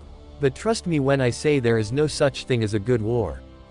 Lelouch couldn't help but look serious at that remark. Cecile looked at the different news reports on her laptop, all of which reported acts of resistance and terrorism against the Britannian-occupied districts throughout Area 11. She couldn't help but look in concern at all of this. Her gaze turned towards her superior as he continued to look at his own computer. Even though she couldn't quite see, she knew what he was looking at. Lloyd continued to watch recorded footage of the Autobots' grand entrance the previous night, even recorded clips of their brief skirmish against the Purebloods, and he couldn't help but giggle slightly. "You're still watching all that, Lloyd?" Cecile asked as she walked up toward him. "Come on, you cannot tell me that you aren't the least bit interested in this," Lloyd said as he saw the footage of RC easily taking down Valletta Sutherland. So, that Autobot from Shinjuku wasn't the only one, it would seem, Cecile noted as she sat beside him, though she herself was more than a little surprised by this sudden development. "Looks that way. And do you see the way they fight? They took down military-grade nightmares like they were wind-up toys," Lloyd exclaimed, quite happy by that. "Not to mention they can actually speak too." He chuckled a bit. "Sentient robots that transform into vehicles." "Sentient? Lloyd, you think they're actually alive?" Cecile questioned. "I can't think of any machine fast or strong enough that can do all this damage, not to mention that Red One has a sense of humor," Lloyd commented. "And we'll let you escape with your dignity," he quoted before chuckling again. "That must have really pissed the Purebloods off." "Lloyd, I agree that this is something incredible, but we should also focus on what's going on right now." Cecile tried to show him the information on her computer, but his smile faded, as he already knew. Yeah, I know." He waved his hand. "More terrorism, other groups following Zero's lead, the Purebloods facing a serious scandal, that orange business costing Jeremiah his command, and all the screwed-up connections between the police and military. We knew that was gonna happen." "But what about that comment Zero made?" Cecile questioned. "When he said, Decepticons, what does that mean?" "No idea," Lloyd shrugged. "Perhaps some secret conspiracy within the army." He resumed watching footage from the fight. "Let me know when Suzaku's about to be released so we can go get him." Cecile shook her head slightly, though this was expected. Lloyd was always more interested in science and technology than people, and given these Autobots appeared to be living technology, it was rather obvious they were receiving his full and undivided attention. "JLF headquarters. Help them, Toto," Kusakabe exclaimed to the veteran soldier. "Zero and the Autobots have thrown the Britannians into chaos. Now is the time for us in the Japan Liberation Front to make our stand." "Calm down," Tadho replied. "The information of Kyoto giving the Gurren Mark II to Zero hasn't been confirmed. I don't even see a reason why, however, when these Autobots seem fully capable of handling nightmares on their own. Isn't that all the more reason for us to step forward?"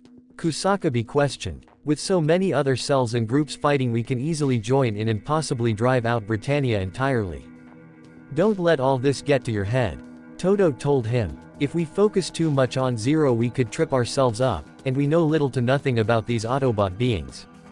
The Nemesis. Megatron stood on the bridge of his ship gazing at the image of Zero standing on the shoulder of his greatest enemy.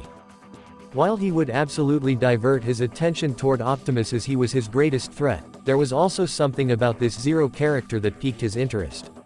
It was very rare that a human would catch his attention. It wasn't just for his unique appearance, but the way he stood on Optimus' shoulder and the amount of command he carried. It was as if he was standing here as Optimus' equal. Megatron gave a slight smirk of amusement. The door opened behind him with Soundwave entering the bridge, followed by Starscream, Thundercracker, and Skywarp. "Lord Megatron, I have assembled a squadron of Vishan troopers and we are ready to deploy on your mark," Starscream said proudly as he gave a slight bow. "Oh, and just where would you be deploying to?" Megatron questioned. Starscream looked a bit confused. "To Area 11, to deal with the Autobots, as well as this orange that has made quite the fuss." "And how, pray tell, do you plan on approaching this situation?" Megatron asked once more. "Oh, that's simple," Skywarp put in. "We blow up all of Area 11 until we find the Autobots. And we also end up taking out Orange or whatever it is in the process." Megatron looked more annoyed than anything else. Simple, not a lot of moving parts, and so incredibly stupid. That caused both Starscream and Skywarp to look in surprise, save for Thundercracker. Told you he wouldn't like it. He told his fellow Seekers. But Master, the purebloods, they somehow knew of us. Starscream exclaimed. Why else would their leader hand over their prisoner once that was even mentioned? Charging in blindly into a situation where we know little to nothing always ends in disaster. Megatron stated. Aside from this, Orange, we do not even know if Optimus is even in Area 11. Though he may have only a small group of Autobots, it is clear that he possesses a space bridge, or at least a smaller variety of it. He could be hiding anywhere on this planet. Lord Megatron, if Prime has a space bridge, then wouldn't it be possible that he's no longer on Earth? Thundercracker asked. Optimus would not openly reveal himself and declare war against Britannia, only to leave soon after. He is no coward, unlike a certain Seeker in our midst. Megatron mentioned to Starscream, who scowled slightly. So what are we going to do? Skywarp asked. Soundwave has been scouring the humans' datanet for any information in regards to the Autobots and their mysterious new ally. Megatron answered. Speaking of which, what have you found, Soundwave? The silent surveillance chief of the Decepticons walked up to the console at the end of the bridge and typed in some information where they could see all the news reports and articles pertaining the Autobots and Zero. Wow, someone's famous. Skywarp commented. Over 3 million hits on the humans' internet on Prime and Zero. Thundercracker said as he turned to Soundwave. How many of them are informational? Soundwave presented the number 0 on his faceplate, indicating that there was nothing informational on them yet. Skywarp smirked a bit. How many of them contain the phrase, "These guys are awesome"? He asked. Soundwave presented the number 1,203,407 on his faceplate.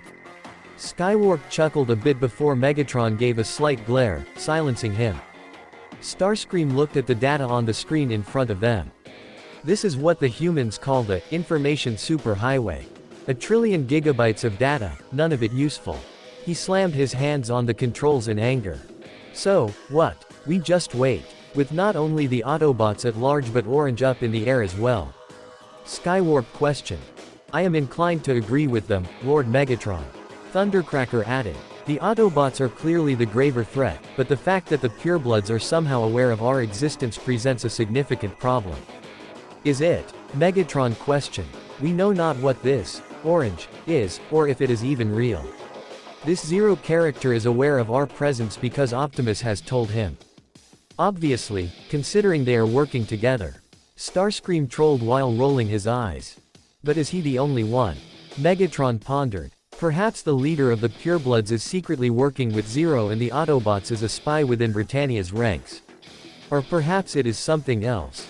Either way, we do not possess enough knowledge to take action, let alone a reckless one. But Master.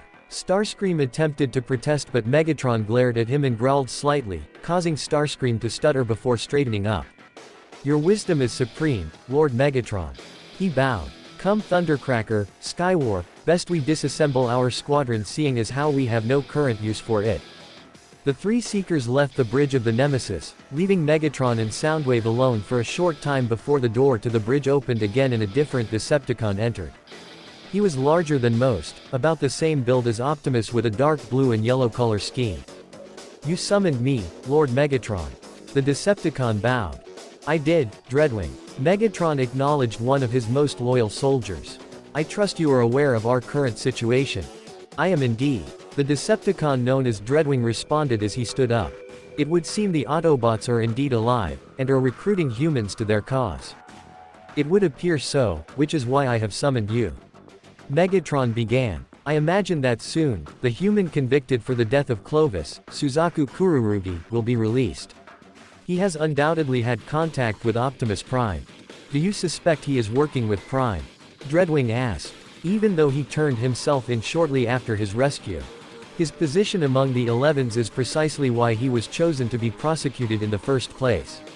Megatron explained. If he sided with the Autobots, who have taken a stand against Britannia, the human empire would still use this as an opportunity to pursue their initial agenda. So he would act as a spy from the shadows in order to prevent their agendas from coming to fruition. Dreadwing realized. Indeed.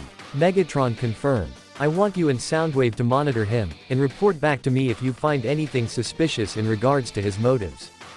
As you wish, Lord Megatron. He bowed once more. And I should also note that I have previously scanned an Earth-based vehicle mode as to better hide among the human populace without drawing too much attention. Excellent work, Dreadwing. Megatron nodded in approval. The loyal Decepticon turned toward the one in charge of surveillance. Soundwave, shall we? Soundwave nodded before a series of coordinates appeared on his faceplate.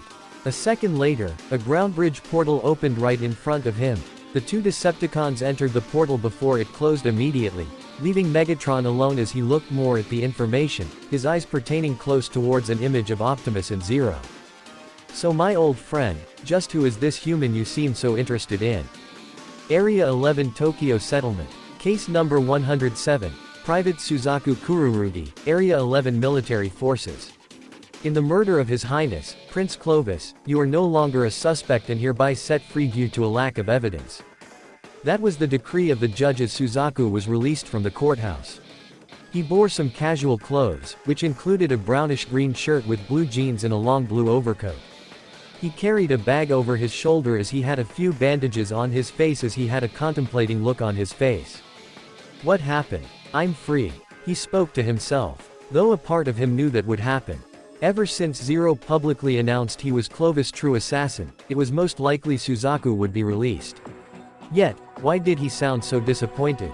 When he asked himself that, another question entered his head. You say Britannia can change for the better, what if you go down this path, and you're wrong? That was the question given to him by Optimus Prime, and it was one question that Suzaku didn't really answer. All he said was he hoped he was right. Before he could dwell on this any further, however. Out of the way, please. Look out below. Suzaku looked up to see a girl falling down toward him. He immediately dropped his bag and caught her. He looked at the girl in surprise. Are you alright? The girl was about his age and had long pink hair and bright violet eyes. She had a rather fancy dress on as well. A noble, perhaps. I'm sorry. I wasn't aware you were down here until I had left. Well, don't worry. Suzaku replied. I wasn't expecting a girl to come falling out of the sky and into my arms either. He said, trying to eject some humor into the situation. Oh my. The girl uttered to herself as she got a good look at his face. Is something wrong? The girl didn't speak for a few seconds before answering. Yes, there is something wrong. The truth is, bad guys are chasing me. So considering the circumstances, could you help me please? We must get rid of this orange character before Princess Cornelia assumes her new post. Huel exclaimed as he stood with 3 other pureblood soldiers in a military communications station as the screens showed images of Jeremiah standing outside the purebloods headquarters where several massive protests were being held. The military and a few nightmares were keeping people back. Now the loyalty of us purebloods is being called into question. A pureblood officer added. Are the reports we've been hearing true? Lord Jeremiah was bribed. A communications officer asked. Do you know what this orange means? Huel questioned, to which the officer couldn't offer a response. In any case, Lord Jeremiah is definitely hiding something. Saying he can't recall anything. Bartley offered the same excuse. Huel stated, we need to. Before he could finish, all the screens in the station turned to static, much to the group's surprise. What's going on? The officer sat down and tried to get control. I don't know. Outside interference. The static vanished as all the screens turned black and the only thing visible was a single line that vibrated and shifted as a new voice spoke up. Greetings, pureblood soldiers of Britannia. Who are you? This is a restricted communications frequency. Huel exclaimed. My identity is not important. What is important is how to deal with this orange before it becomes a problem. Are you somehow a part of it? Huel questioned. I am not, however we all may face the consequences should this unknown factor be unleashed. I am not aware of what it truly is, nor do I wish to know. Seeing as how we both have a common goal, I would like to propose a deal that would benefit us both. Huel looked towards his fellow pureblood soldiers for a moment before speaking again. What do you have in mind? I am transferring a set of coordinates, where you should lead this Jeremiah toward, and once he's there, we will execute him as quickly as possible. Huel and the others saw on one screen a series of coordinates being uploaded. It was in the Shinjuku ghetto, an unpopulated area that no one would notice. Very well then, We'll lead Jeremiah to your proposed location. Excellent, then we shall see you there. The communication then cut off as the screens turned to normal. One of the purebloods addressed his superior. Lord Kuel, are you certain of this? If it means getting rid of Orange before Princess Cornelia arrives, I'll take it. Starscream cut off the communication link from a console in the Nemesis with both Skywarp and Thundercracker by his side, as the Fist Lieutenant of the Decepticons chuckled. Foolish humans. They always try to find the quick and easy way out, making them all the more vulnerable to manipulation. Starscream said with a sneer. What a bunch of idiots. Skywarp laughed. However, Thundercracker didn't share their optimism. You know Megatron won't be happy if he finds out about this. He won't know of it, Thundercracker, Starscream replied. We'll eliminate Orange before he even knows what hit him. A quick in and out. We'll fly back here before anyone notices we're gone, and no one's the wiser. Skywarp said. And the purebloods? Thundercracker questioned. I don't think they'll keep our secret. Well then, we'll just make sure they keep this little secret to their graves. Valletta sat in her Sutherland behind the soldiers, keeping the protesters back as she found herself looking at Jeremiah from her screen. Lord Jeremiah's memory is muddled. Exactly like those of the men in Shinjuku whose Sutherlands were stolen. And her own thoughts were cut off as she remembered the incident where she blacked out back in Shinjuku as well. She remembered a yellow and black car, most likely that same Autobot that appeared on the bridge last night to free Kururugi, but wasn't there someone else with it? Elsewhere in the Tokyo settlement, two airborne vehicles, one being a large and bulky, blue and yellow fighter jet, the other a dark blue drone, flew alongside the clouds before slowly coming to a halt toward the rooftop on a relatively tall building before transforming to reveal the natural Cybertronian forms of Dreadwing and Soundwave respectively. Fortunately, humans rarely look up, so they were safe from view. Dreadwing got a good look at the city around him. This is the Tokyo settlement of Area 11. He looked around. Very quaint. Now, where is Kururugi? Soundwave stepped by his side and pointed in one direction. He looked in said direction where he spotted Suzaku, wearing a pair of sunglasses, walking with a human female about 3 kilometers away. The two teenagers didn't notice they were being watched as they walked when the girl spoke up. We haven't introduced ourselves, have we? My name is Yuffie. Yuffie. Yes. My name's. Don't tell me. Yuffie said almost playfully. 'Cause I already know it. You're a celebrity, son of Prime Minister Genbu Kururugi. Private Suzaku Kururugi. Suzaku looked around. You lied before, there's no one chasing you at all, right? It was apparent however that Yuffie wasn't paying attention when he heard her literally say, meow. He turned to see her kneeling down in front of a stray cat that held an injured paw up slightly. Ah, does the kitty's paw hurt? The cat hissed at her slightly. Meow, meow, meow. The cat looked curiously at her as she let it sniff her hand, before it brushed up against her hand while purring. Meow, meow. Suzaku smiled a bit as Yuffie lifted the cat up to show him. He tried to let the cat sniff his hand, only for the cat to bite his finger immediately. Oh my. Lloyd and Cecile drove in their large truck, which also carried the Lancelot in the back, as they came to a stop at a traffic signal. Oh goodness, we're going to be late. Cecile said with a sigh. I hope he's still waiting for us. I'm sure, while they put him through the 3rd degree, he's fine. Lloyd said as he looked out the window. Looking for Suzaku. I'm looking for more of those Autobots. Lloyd responded, causing Cecile to roll her eyes. Well, considering the entire Britannian military in this country is hunting them, I don't expect them to show up here. Cecile said with a sigh. Well, also considering they can transform into vehicles, I'd say they are also experts at hiding in plain sight. Lloyd argued while giving his usual smile. Robots in disguise if I've ever seen it. However, the two of them spotted out on the sidewalk Suzaku walking with Yuffie, who held the stray cat in her hands. What? Why is he? Suzaku and Yuffie sat down on some steps as Yuffie tied a bandage around the cat's injured leg. Do you have trouble with cats? Yuffie asked Suzaku. I like them fine, however, Suzaku tried to reach and pet the cat, but it hissed at him. The attraction isn't mutual. I think that is the remark of a kind person. Yuffie commented as the cat hopped off the stairs and ran away from the pair. The kitty ran away.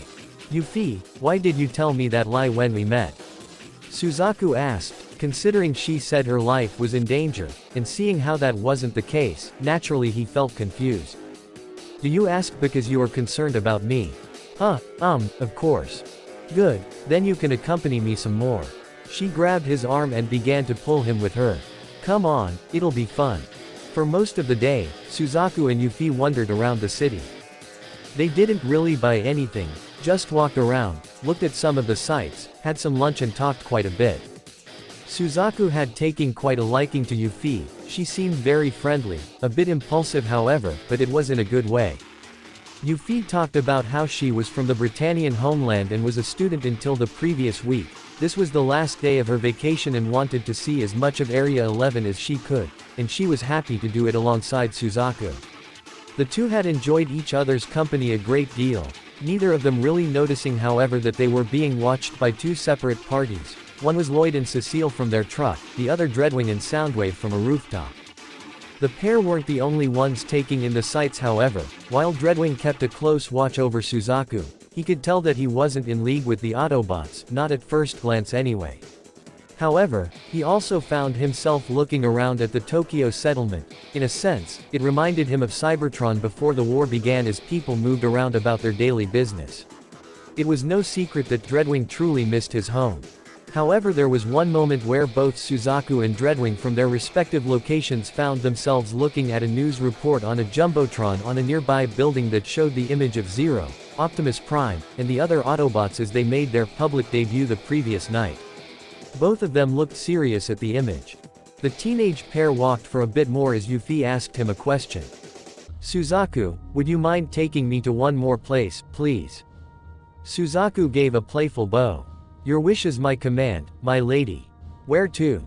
Take me to Shinjuku. Suzaku's eyes widened underneath his sunglasses as he looked up to Yuffie as she had a serious look on her face and spoke in a gentle tone that also carried a hint of authority. Suzaku Kururugi, please escort me there. Ashford Academy. Lelouch sat underneath a tree outside the main building of the campus as classes have just gotten out for the day. He typed on his personal laptop, trying to find information on Suzaku when Colin, still feigning her sickly girl disguise, approached him. Lelouch, do you have a minute? She asked him. Sure, what is it? He addressed her. About that phone call the other day, Colin said. Phone call? Yeah, you know when you and I were in the bathroom. Colin said embarrassingly. Ah, yeah that one. Can you find out what the caller ID was? I want to contact that person again. She asked. It was a school phone, so I don't think that. Lelouch's eyes quickly widened as he saw something behind Colin that made him look in complete and utter surprise. I see, makes sense I should have. Colin didn't get a chance to finish as she saw Lelouch's shocked face and turned around behind her to see what he was seeing, which made her look equally in shock. It was a young man with silver hair and blue eyes. He appeared to be wearing some form of straitjacket, similar to the one CC wore, which Lelouch noticed quickly, only it appeared to be more torn with small bits of stained blood along the sides a bit. His breath was ragged as he held onto the side of a tree before he stepped forward and fell flat on the ground. Immediately Lelouch and Colin ran toward him and turned him to where he was face up and they could see he was barely conscious. Hey, are you okay? What happened? Colin asked him urgently. He didn't say anything as he completely lost consciousness. Lelouch, though greatly shocked by this, noticed how similarly dressed he was to CC. Was he from the same place as her? Who was this guy? Either way, he was going to find out. The Arc. Ratchet had finished scanning Bulkhead with his arm device. He then pressed a few more buttons before he finished. Alright, the signal dampeners have now been installed in each of us. The Autobot medic told the rest of Team Prime. You're certain the cons won't be able to track us down anymore? Ironhide asked. Though it hasn't been tested, we can be fairly certain that all Autobot signals, at least for us anyway, are now completely invincible, divisible. Invisible. Fix-It confirmed between glitches. Invisible to both Britannian and Decepticon radar. Nice to know we can go out now and not be constantly looking over our shoulder. RC commented. We technically don't have any shoulders in vehicle mode. Cliffjumper said in a joking tone, causing RC to roll her eyes. Alright, I'm gonna head back to Ashford. Bumblebee told the team. Lelouch's classes should be getting out soon, and knowing him, he's gonna wanna figure out our next move soon. Be on your guard, Bumblebee. Optimus told him, to which the scout nodded before he transformed and drove off to the ship's groundbridge station. Okay, now let's. Ironhide looked around a bit and noticed something. Hey, where's the girl? The group looked around in surprise to see C was no longer with them. She's right here just a second ago. Bulkhead stated. RC looked a bit towards the front screen window of the bridge and looked in surprise. I found her. The rest of Team Prime looked out toward the front window and they each had their own comedic dismayed expressions. Even Optimus raised his eyebrows in surprise, as they saw CC, in her undergarments, swimming in the ocean alongside several fish. She saw the Autobots and gave a slight wave before resuming her swim. That's one strange chick, Cliffjumper commented. How'd she even get out there? Ratchet questioned. A few of the Ark's chambers are breached and flooded, so I would assume that is how. Fix-It said. RC sighed. I'll go get her. Area 11. A Britannian military plane was leaving the country with its destination being the capital of the Empire, Pendragon. The occupants of the plane were several soldiers and General Bartley, though he was a prisoner and waiting to be tried and convicted for his failure to protect Prince Clovis. He was bound in a straitjacket with the same sort of collar Suzaku had when he was a prisoner. To think I'd return to the homeland like this. I wish I'd never involved those damn people. The Ark. RC walked back onto the bridge, covered in salt water as dripped off her body, while holding CC in her right hand before putting her on the side platform where Fix-It found a random cloth to give her some form of decency. What were you doing out there? RC questioned. I was bored. There was literally nothing else to do. CC responded. You can't just wander wherever you want. Ratchet protested. Human physical capabilities make it impossible for you to stay underwater for long periods of time. Ratchet, considering she was shot in the head and is just fine now, I don't think drowning is going to worry her. Bulkhead commented. That should still worry you. Ironhide stated. We don't know anything about her and we're just supposed to trust her. You don't necessarily have to trust me if you don't want to. CC said. Then why are you here? Cliffjumper asked. No offense, but you don't really seem all that interested in what we're doing. I never said I wasn't interested. CC replied. Being caught in a war between two alien robot factions is first for me. I was only taking a swim because there is nothing to do at the moment. But still you haven't even said anything to us, you're no average human, that much is certain. Ratchet said. I doubt you've even said anything to Lelouch at this point. If CC does not wish to share any information with us, she does not have to. Optimus told the rest of the Autobots. Though I will agree that communication is key, I will not force any information out from an unwilling participant. Even if said information spells her working with Britannia or maybe the Decepticons in secret. RC questioned. CC sighed before speaking. I said it before, I won't do anything that would endanger my contractor, are you seeing as how he's aligned himself with your particular group? Optimus. Ratchet looked towards his oldest friend. I believe it is best that she remains under our watch. Optimus stated. Until we can know for certain what it is she was being used for, as she was in Britannia's possession till now. Ironhide, Ratchet, and RC looked a bit reluctant but agreed all the same. While Bulkhead, Cliffjumper, and Fix-It didn't appear to be having any issues. Optimus then began to walk away. I will return shortly, there is something that I must do. He then transformed into his vehicle mode and left the Ark's bridge towards the groundbridge station as well. The white-haired boy's eyes slowly opened as he found himself sitting on some form of bed, with only a pair of white pants on. He tried to sit up, but held his head as he had quite a bit of a headache. Hello, Sleeping Beauty. The boy looked to find that several other people his age surrounded him. The Ashfrod Student Council, the blonde girl known as Millie, greeted him with a smile. You all rested up? Yes, I think so. Are you okay? Shirley asked him with concern in her voice. Lelouch and Colin said they found you outside before you fainted. I guess so. Who are you? Lelouch questioned with a straightforward face. Where did you come from? Before the youth could answer, Millie looked at him with a chastised face. Lelouch, it's rude to ask someone a question like that without introducing ourselves first. To be fair, the guy was wearing a straitjacket. Rivals commented. Maybe he's from a mental hospital. That caused the girl named Nina to shiver slightly. What if he's dangerous? He uttered. Come on, he doesn't look at that dangerous. Shirley said. Plus, he was hurt, his clothes had blood on them. But he doesn't appear to be bleeding. Lelouch replied. So it might not have been his blood. You guys do know he's right in front of us, right? Colin commented. He can hear every word we're saying. They all looked a bit awkwardly at the youth who just looked more and more confused. Where am I? He asked. Millie sighed. Okay, let's start this whole thing over. This is Ashford Academy, one of the most prestigious schools in Area 11, you're in the nurse's office right now. My name is Millie, my grandfather is the principal, and this is the student council. The rude black-haired pretty boy is Lelouch, the vice president. Lelouch rolled his eyes at Millie's comment as she continued. This is Shirley, Rivals, Nina, and Colin. Hello, he nodded his head. So, what's your name? Millie asked him, trying to be as polite as possible. My name, the boy looked as though he was thinking quite hard. Kai. Right, I don't really, remember, That took the whole group by surprise. You don't know your own name? Colin questioned in shock.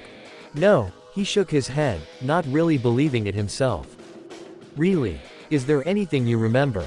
Rivals asked. Like maybe a home address.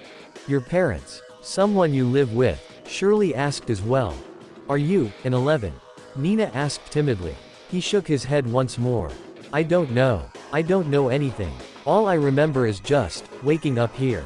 But that's about it. The entire student council looked at him in both surprise and sympathy, even Colin was sympathetic toward this situation. Lelouch, while he did have sympathy towards this amnesiac person, he also looked in contemplation too. His straitjacket was the same one Cece wore. Is he like her? Does she know who he is? I'll ask her when I return to the Ark after this.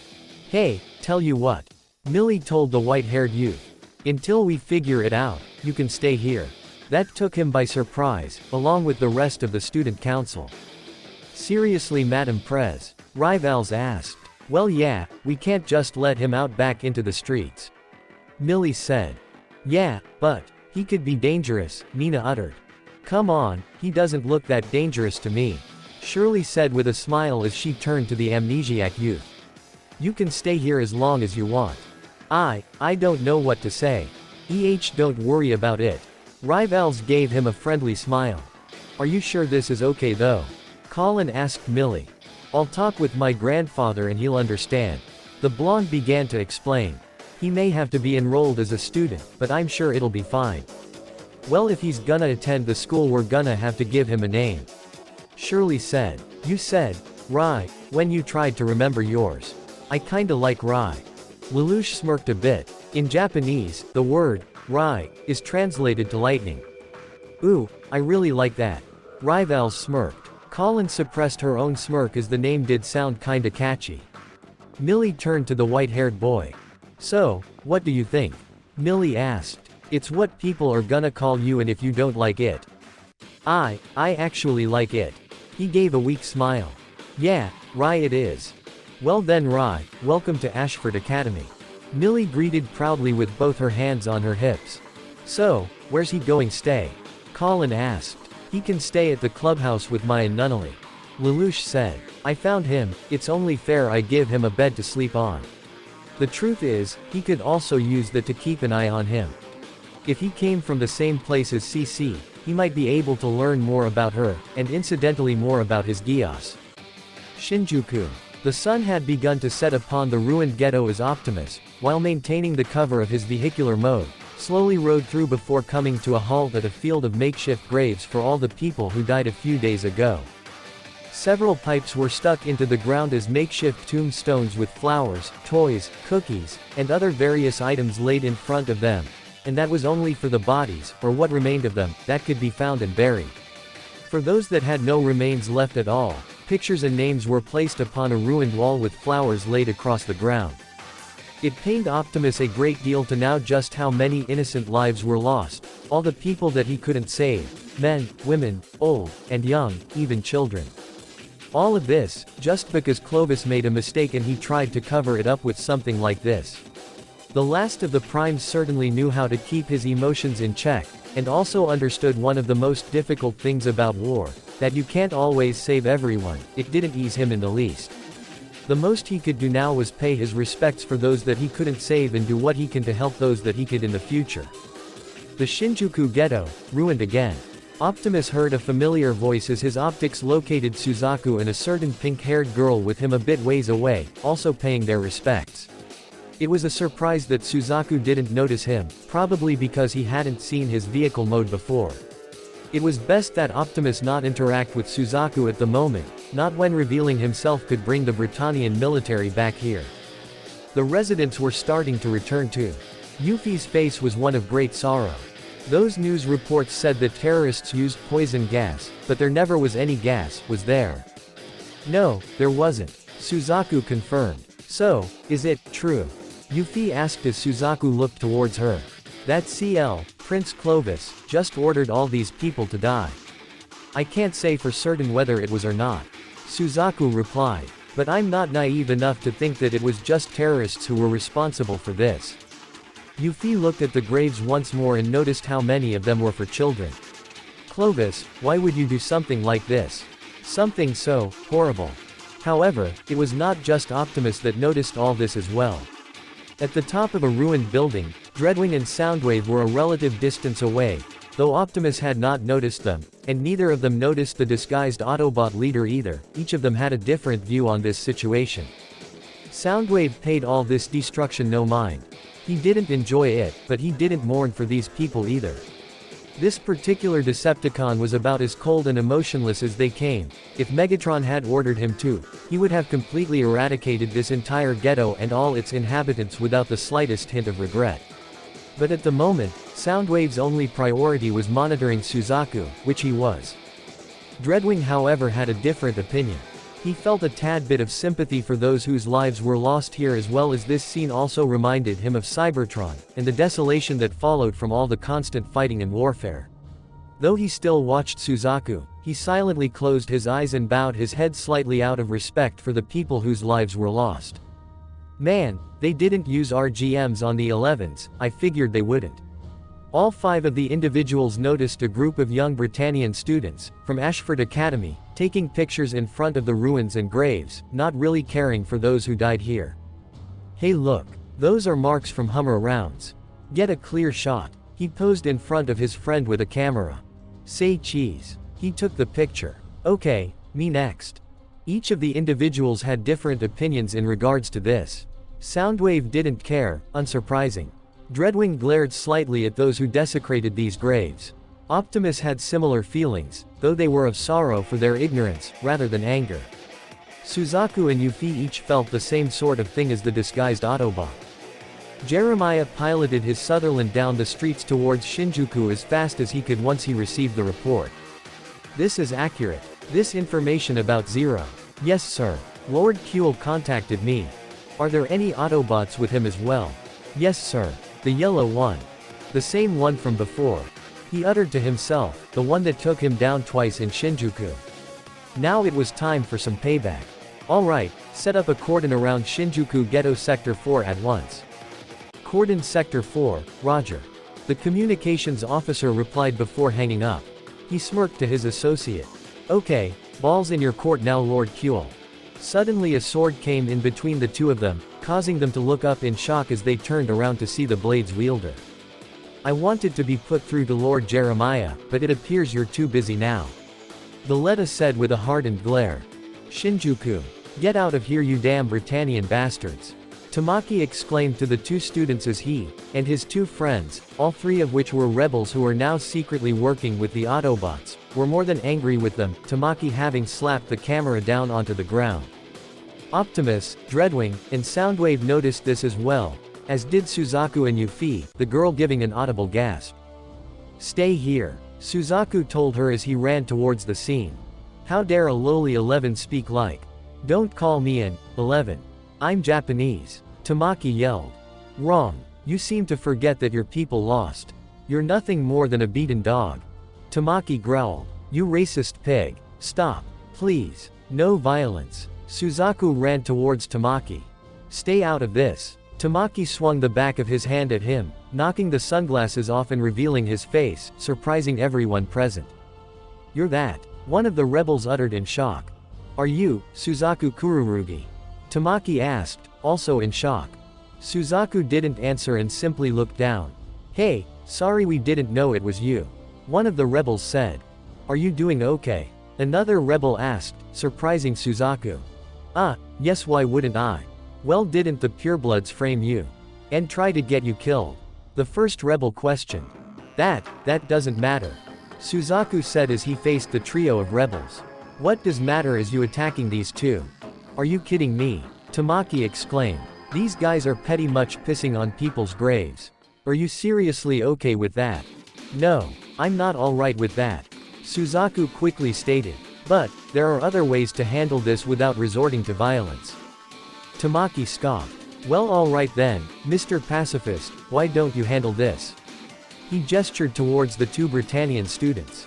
Suzaku sighed as he walked toward the pair who looked a bit nervous. "I'm sorry for how you were just treated, but still, they're right. People died here for no reason at all. If you can't show some respect." The two students looked at Suzaku in disbelief. "What do we care? They're just a bunch of dead 11s, it's not like they're important or anything." Tamaki growled. "You see, this is what Britannians always do. They keep kicking and don't stop even when they're dead. Who do you think you are talking to us like that?" One of the students exclaimed. "It's only because of us that you guys are even still around anyway. Yeah, you're only siding with these 11s cause you're one of them." Another student pointed at Suzaku. "You should have sided with those Autobot freaks and that Zero, give the military a reason to kill all of you." Slap. Asterisk. The student's camera dropped as Suzaku, Tamaki, and the two rebels looked in shock as it was Yuffie who slapped the student across the face. "I will not allow you to insult this man any further, you oaf," she exclaimed. "And they're right. These people deserve to rest in peace. If you can't do that, then you need to leave." The Ark. Bumblebee had picked up Lelouch and returned him to the Ark where the rest of the Autobots were waiting for him, along with CC. "Hey, how was school?" Cliffjumper greeted in a joking tone. "Uneventful, save for a random amnesiac boy stumbling onto school grounds and now staying with me and my sister." Lelouch answered as he began to climb up the ladder on the side to the platform where CC was as she put her straitjacket back on. "Well, that's oddly specific," Ratchet noted. Lelouch looked around a bit and noticed one Autobot wasn't present. "Where's Optimus?" "He went to Shinjuku, to pay his respects," Ironhide answered. "Are you sure that's safe?" Lelouch asked. "Considering that pretty much the entire military in Area 11 is looking for him, and more than likely the Decepticons as well. You don't have to worry about that," Fixit said. "We've developed signal dampeners to hide our energy signatures from enemy radar. So now we can go out for a drive without being shot on sight the second we pop out of a ground bridge," Bulkhead said. "Well, that makes things convenient." Lelouch then looked towards CC. "What do you know of a boy with white hair and blue eyes?" CC looked in minor surprise at his question, not expecting that. "Why do you ask?" "That amnesiac boy I just mentioned, he had the same outfit you're wearing." "I doubt it's a coincidence," Lelouch said, causing many of the Autobots to look in surprise as well. The green-haired woman put her usual indifferent face back on. "I don't know him, personally. Though I'd seen him once or twice." "Is he like you?" RC asked her. "I don't really think so," CC responded. "Is he going to be a problem? If he came from the same place you did?" Ratchet began. "If he was going to threaten our unique partnership, I would have said something," CC said. "So you're not gonna really tell us anything unless you really have to?" Ironhide summed up. "Yeah, that's reassuring. While we're on that sort of subject, did you learn anything more about my Geass?" Lelouch asked. "I believe we have, yes," Ratchet responded as he walked toward one of the consoles on the bridge and typed a few commands before a holographic screen popped up to reveal the image of a human brain with a small red spot glowing in the back near the optic lobe and connecting toward the eyes via the nerves. "This spot you see here," Ratchet pointed toward the red light. "I believe that is the energy upon which your Geass originates. It lies within your optic lobe and connects to your own eyes via the nerve endings. Right now it's dormant, probably because you aren't using it at the moment." "Makes sense," Lelouch began. I have to make direct eye contact for it to work. Transparent objects like eyeglasses present no problem. The effective range is approximately 270 meters, and the subject appears to have no memory of the event before, during, or after the power has been used. I think this is due to damage caused by Geass interfering with the brain of the subject. Also, if the signal is optical, I can reflect it. I see you've done some research of your own. Fix-It noted. I need to know the specs of my weapon, don't I? Lelouch said. No offense to any of you, but unless you happen to be experts at human biology, I had to do some testing myself. What do you mean you tested it? Bulkhead asked. I saw him use it on this girl back at his school, Bumblebee said. She's basically marking a cross on a wall and has been doing it the last few days. Testing to see how long it lasts. RC questioned. So far it hasn't worn off. Lelouch said. Perhaps it may also have to do with a specific command I give. If it's toward a specific event, it shouldn't have too much of an effect in that person's future, unless I say otherwise. Guess you better watch what you say. Cliffjumper noted. Your Geass might not know if you're being sarcastic or not. I'll make a note. Lelouch said. In the short time you've had it, you've learned quite a lot. CC observed. We also know it doesn't seem to work on Cybertronians. 'Cause he tried it on me. Bulkhead added. Apparently it doesn't work on inorganic matter. Lelouch added as well. I don't think that may actually be the case. Fix-It said, getting everyone's attention. We've also done some studying of our own.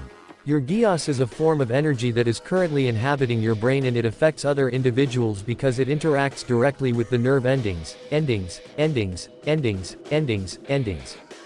What Fix-It is trying to say is, that your Geass acts as a form of energy, but it's not because Cybertronians are immune to that sort of energy. Ratchet explained. It's because the energy radiating from our sparks is much more powerful. Your sparks? Lelouch questioned. It's the life source of all Cybertronian life. You could say it's what powers us. RC summed up. What? You thought we'd operate on cogs, gears, and stuff? Cliffjumper joked. We're not nightmares. Maybe this can help explain. Ratchet changed the visuals on the screen to a new image that showed a pulsating red line. This right here is the energy originating from your Geass when active.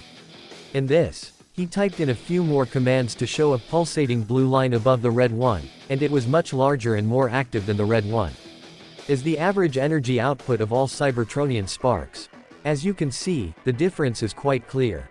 I think I understand now. Lelouch realized. The energy that powers you, your life force, it's stronger than a Geass command. Exactly. Ratchet confirmed. Another drawback to add to your list, your Geass won't work on Cybertronians. So you can forget using it on the cons when they show up. Ironhide said. Is that why you are all working together?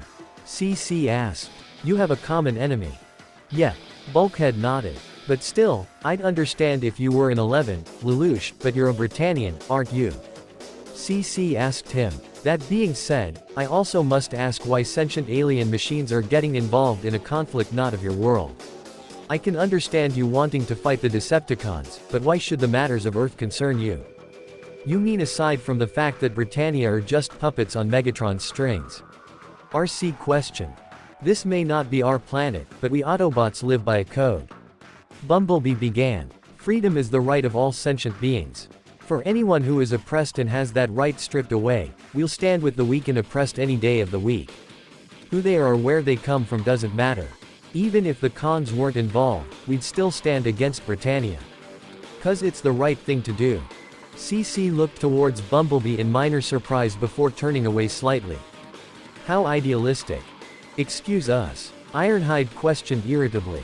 There are only 8 of you Autobots, and only 7 of you are capable of fighting. CC began. Britannia is an empire that controls 1/3 of this whole planet, and from your descriptions, the Decepticon forces are even stronger than that. Your conjoined enemy may be too strong to fight with only 8 of you in Geass. Is it good to be strong? Lelouch asked as he looked out the window towards the ocean where he could see a shark chasing after a school of fish. Everyone looked towards Lelouch as he spoke in a tone that caught all his or her attention. Starvation, filth, decay, constant war and terrorism, the strong constantly devouring the weak. Like rats running in a wheel, they keep running and running but they always remain in the same spot. never changing. And to have this utopia, what would do? CC asked him. It's simple. When somebody wins, the fighting will end. Lelouch answered. Most of the Autobots looked at Lelouch with surprised and serious expressions. When somebody wins, RC questioned. As in, you don't care who wins, or how. I'll see to it that we win. Lelouch confirmed. That much is certain. As this surprised most of the Autobots, Ironhide and Ratchet both shared concerned expressions with each other as they actually saw this sort of thing before. Someone who wanted to change the state of the world and would do whatever it takes to obtain that victory, that sounded very familiar. Shinjuku. After Tamaki and his group left, along with the two Britannian students, Suzaku found himself looking at a broken statue with Euphemia as the still disguised Optimus Prime as well as Dreadwing and Soundwave watched and listened to the youth as he spoke. Is it bad to be weak? Suzaku began. Back then when I was 10, the world seemed like such a terribly sad place, a world without any hope at all. Disease, racism, living in a never-ending cycle of hate.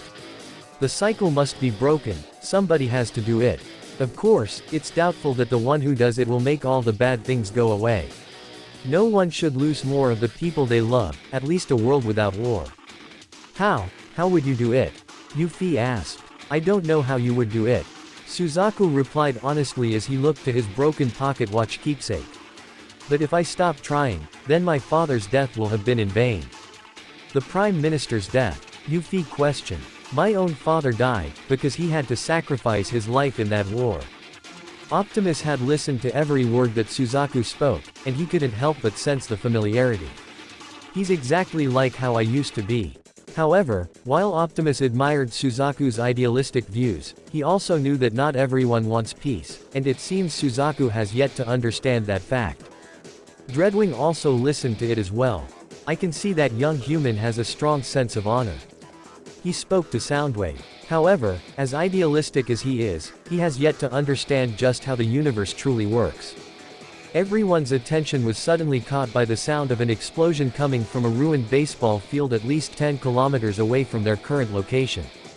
Jeremiah Sutherland was backed into a corner as 4 of his fellow purebloods had their Sutherlands pointing their lances at him.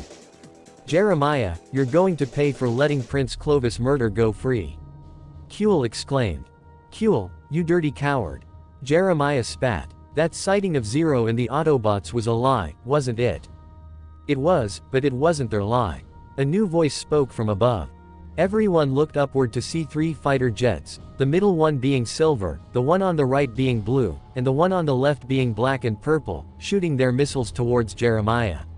The 4 Sutherlands moved out of the way and Jeremiah tried to do the same, but the resulting explosion knocked him down quite a bit. The 3 fighter jets hovered over the ground before they transformed and revealed themselves as Starscream, Thundercracker, and Skywarp respectively.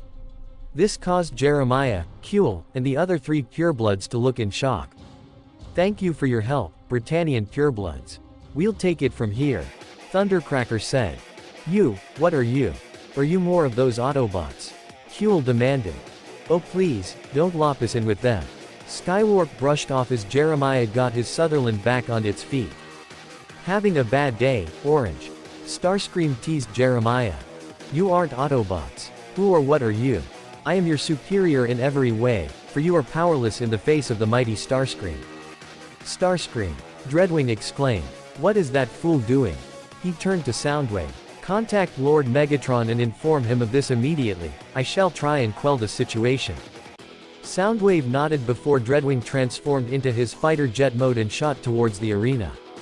Optimus drove away from Suzaku and towards the field as well, while the military truck being driven by Lloyd and Cecile drove past him, without even noticing the disguised Autobot, and pulled in front of Suzaku and Yuffie. Suzaku. Cecile opened the driver's door for him. Miss Cecile. It's dangerous here, get in. It seems the purebloods are having a bit of a squabble, and it seems more of those transforming robots are there as well. Lloyd said causally. Suzaku and Yuffie looked in surprise. The Autobots. The Japanese youth questioned. Hard to say, really. Lloyd shrugged. Oh, and by the way, what a shame about your acquittal. Because now you'll have to work for me again. Wait, please. Isn't this an opportunity to gather battle data for the Lancelot? Suzaku asked seriously, causing Cecile to look in surprise while Lloyd looked intrigued. Suzaku, Yuffie asked as he turned to face her. I'm sorry Yuffie, we have to say goodbye here. I need to do this. I think I can stop them with the Lancelot. I have to try. I must. Starscream brandished his claws as he batted away the gun from Jeremiah Sutherland. He chuckled evilly as he went on the offensive, with Jeremiah using his Nightmare's stun tonfa to try and block it. However, while he struggled on the offensive, Skywarp appeared behind him and opened fire with his Energon blasters towards the Sutherland's legs to cripple it. An attack from behind. Cowards! Jeremiah exclaimed as he tried to swing his stun tonfa to get them to back away. Aren't you one to talk? Thundercracker said as he drew a long blade from his left arm to block the stun tonfa before the same blade popped out of the Seeker's right arm, which he quickly used to sever the Sutherland's right arm completely. The crippled Sutherland stumbled back a bit as Jeremiah grunted in frustration. Damn, you're just toying with me, aren't you? What gave it away? Skywarp teased. All the while, Kuehl and his comrades hadn't done anything other than simply watch. One of his soldiers contacted Kuehl via their communications so that the Decepticons couldn't hear them. Lord Kuehl, these might not be the same Autobots that we saw before on the bridge. It doesn't matter. Once we take care of Jeremiah, we'll eliminate them too. Kuehl said. Jeremiah desperately tried to fire his Slash-Harken, his only remaining weapon, but Starscream effortlessly caught it. You humans are so amusing. He began to taunt. Once you obtain a taste of power, you automatically believe that you can rule your whole planet with it. Only to receive a cold reminder of what true power really is. Starscream crushed the Slash-Harken in his grip, leaving Jeremiah completely defenseless. Wait, Kuehl spoke up. Jeremiah is our responsibility. We must be the ones to finish him. He exclaimed as he readied his Nightmare's lance, with all three pureblood Sutherlands mimicking the action as they completely surrounded Jeremiah. Starscream looked more amused. Then by all means, have at it. He, graciously, bowed and gestured for them to deliver the finishing blow as he stepped back with his fellow Seekers. Once they're finished, destroy them. We leave no witnesses. Starscream whispered as both Thundercracker and Skywarp nodded. As they all prepared, Optimus had managed to drive in through a small broken opening in the stadium, though he remained in the shadows. He saw Starscream and couldn't help but glare through his optics at the Decepticon commander's cowardly tactics. Don't worry Jeremiah, we'll say that you died in battle. Your family name won't be disgraced. Kuehl said. You're serious? You really intend to kill me? Kuehl. Silence Orange. Kuehl exclaimed. We serve the Imperial family. Why else would we be here? All four Sutherlands revved up their wheels and prepared to charge as Starscream, Skywarp, and Thundercracker all aimed their missile wrists towards the center where all of them would meet. They would get them in one shot. Optimus was prepared to charge into the fray as well. Though Jeremiah was an enemy once before, he didn't deserve to die like this. All hail Britannia. However, before any sort of collision or explosion could occur, a single Slash-Harken shot in Kuehl's path, forcing him to jump back from his Sutherland. The other three stopped as well as all eyes set to the direction where the projectile came from. Stop it. You're all Britannian soldiers. Optimus, still in his vehicular mode, looked in surprise. That's the same Nightmare from before. And that voice, it's Suzaku. Jeremiah's eyes shook in surprise. That's him. It's that honorary Britannian. The advanced weapon, Lancelot. Starscream's look of surprise faded into one of rage. Suzaku Kururugi. So you are aligned with the Autobots? No, he is not, Starscream. Everyone saw this new voice coming from an incoming plane that transformed and landed in front of Jeremiah's downed Sutherland, revealing the one previously overlooking Suzaku. Dreadwing. Thundercracker exclaimed. What the scrap are you doing here? Skywarp questioned. Following orders, which is more than I can say for the three of you. Dreadwing replied as the Lancelot jumped down from its point to land right next to Dreadwing and face the three Decepticon Seekers and four Sutherlands. Leave this place at once. Interlopers will die, Kuehl exclaimed. You are no position to make such a statement. Dreadwing told Kuehl. Attacking your own comrade out of a rumor. It would seem the purebloods have no honor. Suzaku however found himself gazing upon the Cybertronians and saw that all four of them had a certain mark on their chests. That emblem, it's different from the one Optimus Prime and the other Autobots had. A different faction maybe. His eyes widened in realization before they narrowed. Tell me, are you Decepticons? How dare you address me as such, you lowly human? I am Commander Starscream, and I order you and Dreadwing to stand down now. Do that and maybe I'll forget your insolence. That is an order I cannot follow. Dreadwing stated, as he stood firm before turning toward the Lancelot. Suzaku Kururugi, I understand that you have a great deal many questions to ask. I promise to answer them later, but for now, these insubordinates must be dealt with. Suzaku's eyes narrowed as he realized that this Decepticon was right. Everything else can wait. I won't leave either. His Lancelot reached back to draw a pair of dual swords, which began to glow red as he crossed them with Dreadwing standing by his side. My god. Kuehl uttered. They've perfected the MVSs. Starscream looked a bit nervous as well. Do you not see that you are vastly outnumbered? He gestured to himself, his fellow Seekers and the 4 pureblood Sutherlands. Yes, but I can't stand by and ignore this senseless battle. Suzaku announced, earning something of an impressed smile from Dreadwing. Starscream growled. Destroy them, he exclaimed as Thundercracker and Skywarp opened fire with their Energon blasters and the pureblood Sutherlands shot forward. Suzaku shot his Lancelot forward as he used his Nightmare's MVS blades to deflect the red Energon blast shot by Thundercracker and Skywarp as he soared to them, forcing them and Starscream to scatter. Thundercracker drew both his blades and charged at the Lancelot before locking blades. Suzaku held the controls firm. Despite the blades being activated, they didn't seem to be able to cut through Cybertronian metal, but that wouldn't deter him as the Lancelot jumped back before charging forward and delivering a roundhouse kick to knock Thundercracker down. He swerved the Lancelot out of the way to avoid the shots of Skywarp as he circled around on his Nightmare's treads and shot both his Harkins at the Decepticon.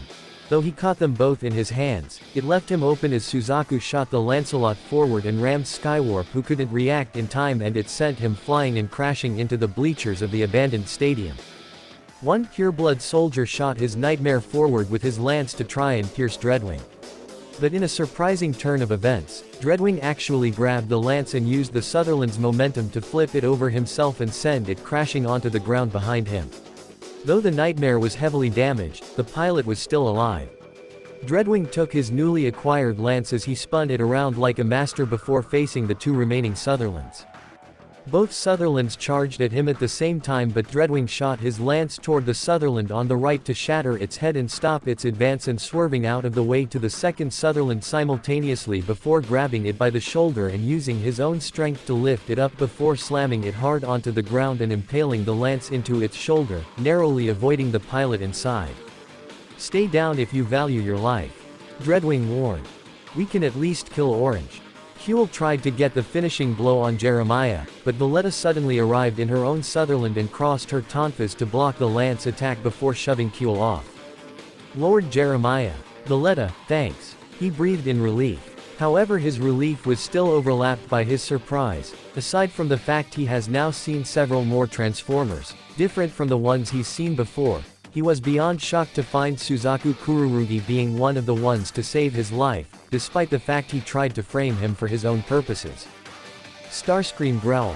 Incompetent fools. He aimed his right arm and twitched 2 of his fingers to fire a missile directly toward Jeremiah, but the Lancelot shot one of its Harkins to destroy it before it made contact.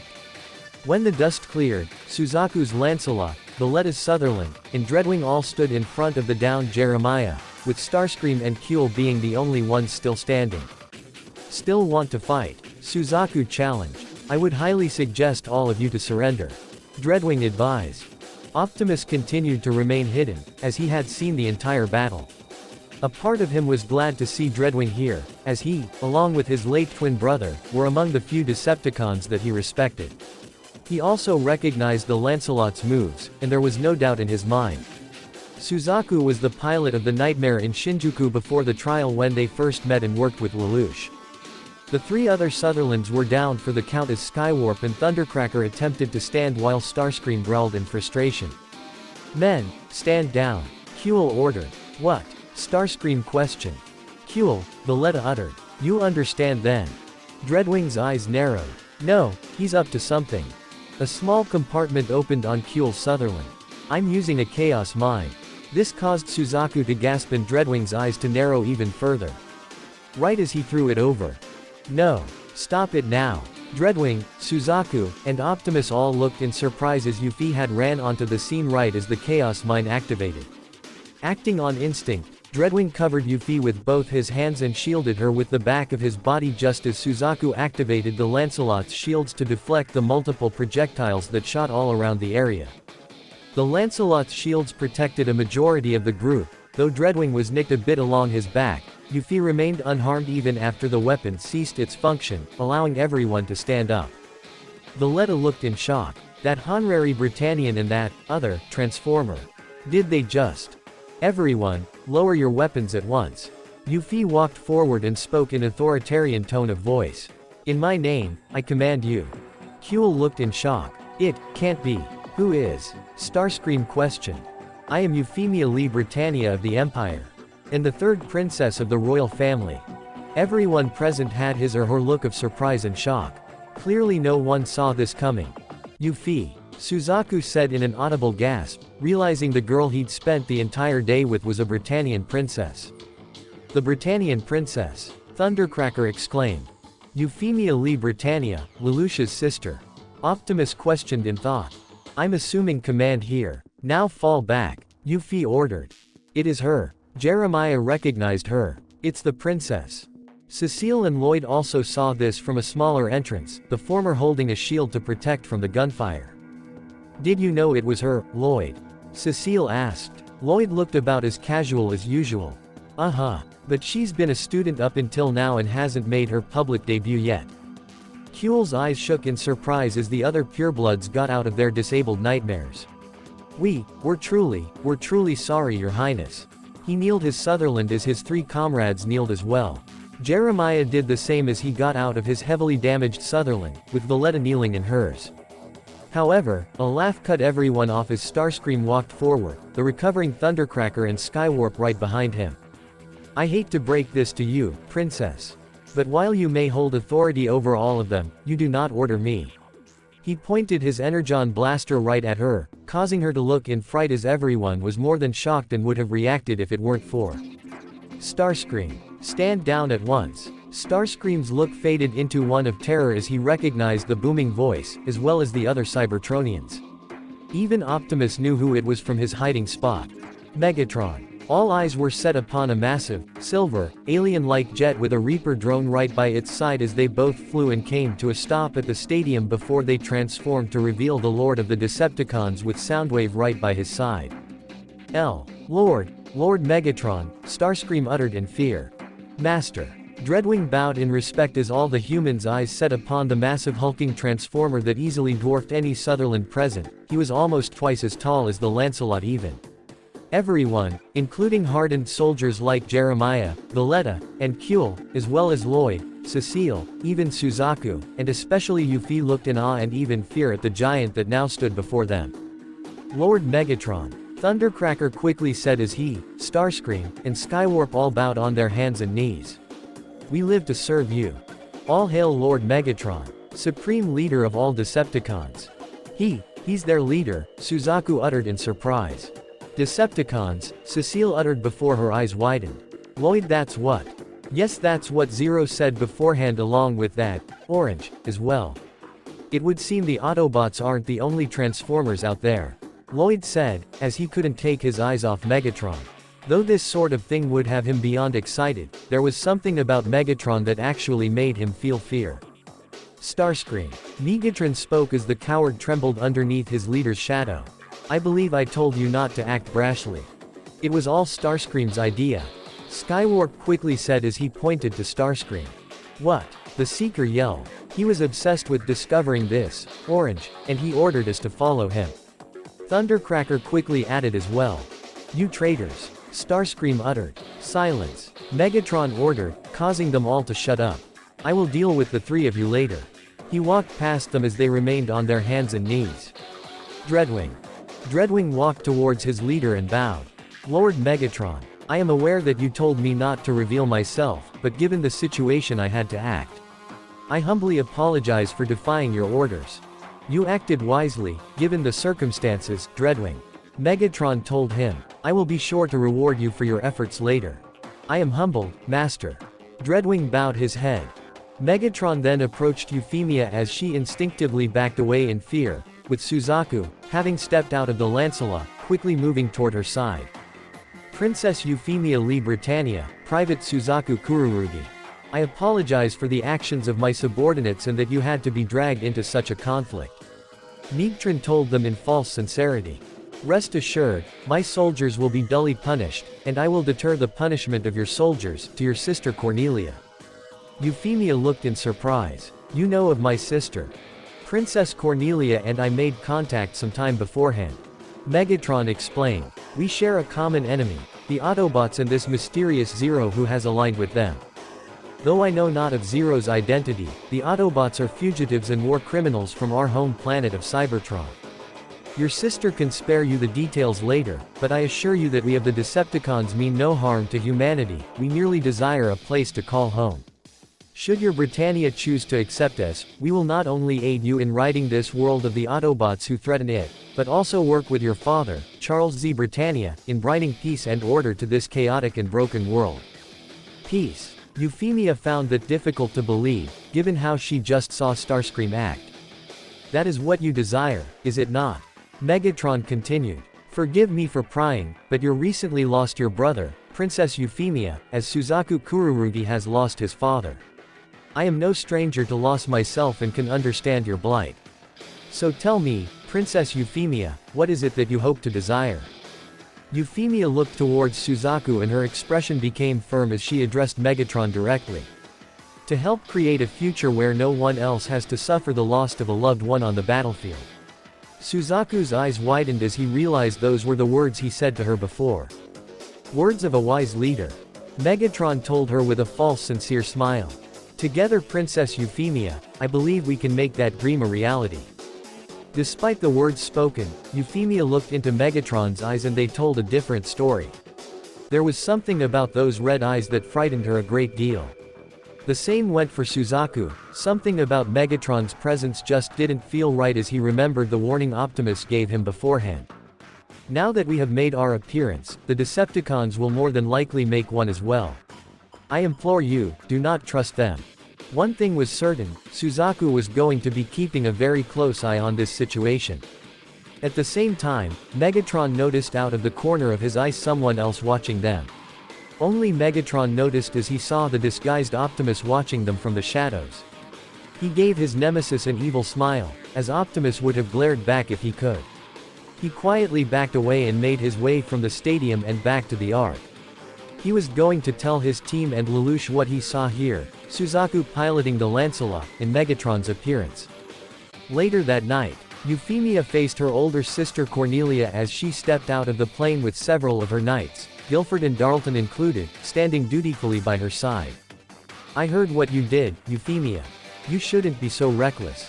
Cornelia gave her a light yet carrying scolding. I know sister, forgive me. But, Euphemia replied. You will address me as Viceroy here, Sub-Viceroy Euphemia. Cornelia told her. Because we are sisters, we need to follow a stricter protocol. Yes, I understand. Euphemia nodded. But Viceroy, you have made contact with Megatron and these Decepticons. I did. Cornelia confirmed. And perhaps I should have informed you beforehand, that was my mistake. So, they will be our allies? Euphemia asked. They will be. I promise to give you the full story later, but seeing as how they know more of these Autobots than we do, it only makes sense that we work together. Cornelia explained. I enjoy a challenging fight as much as the next soldier, but I prefer to have some knowledge of my enemies before charging in blindly.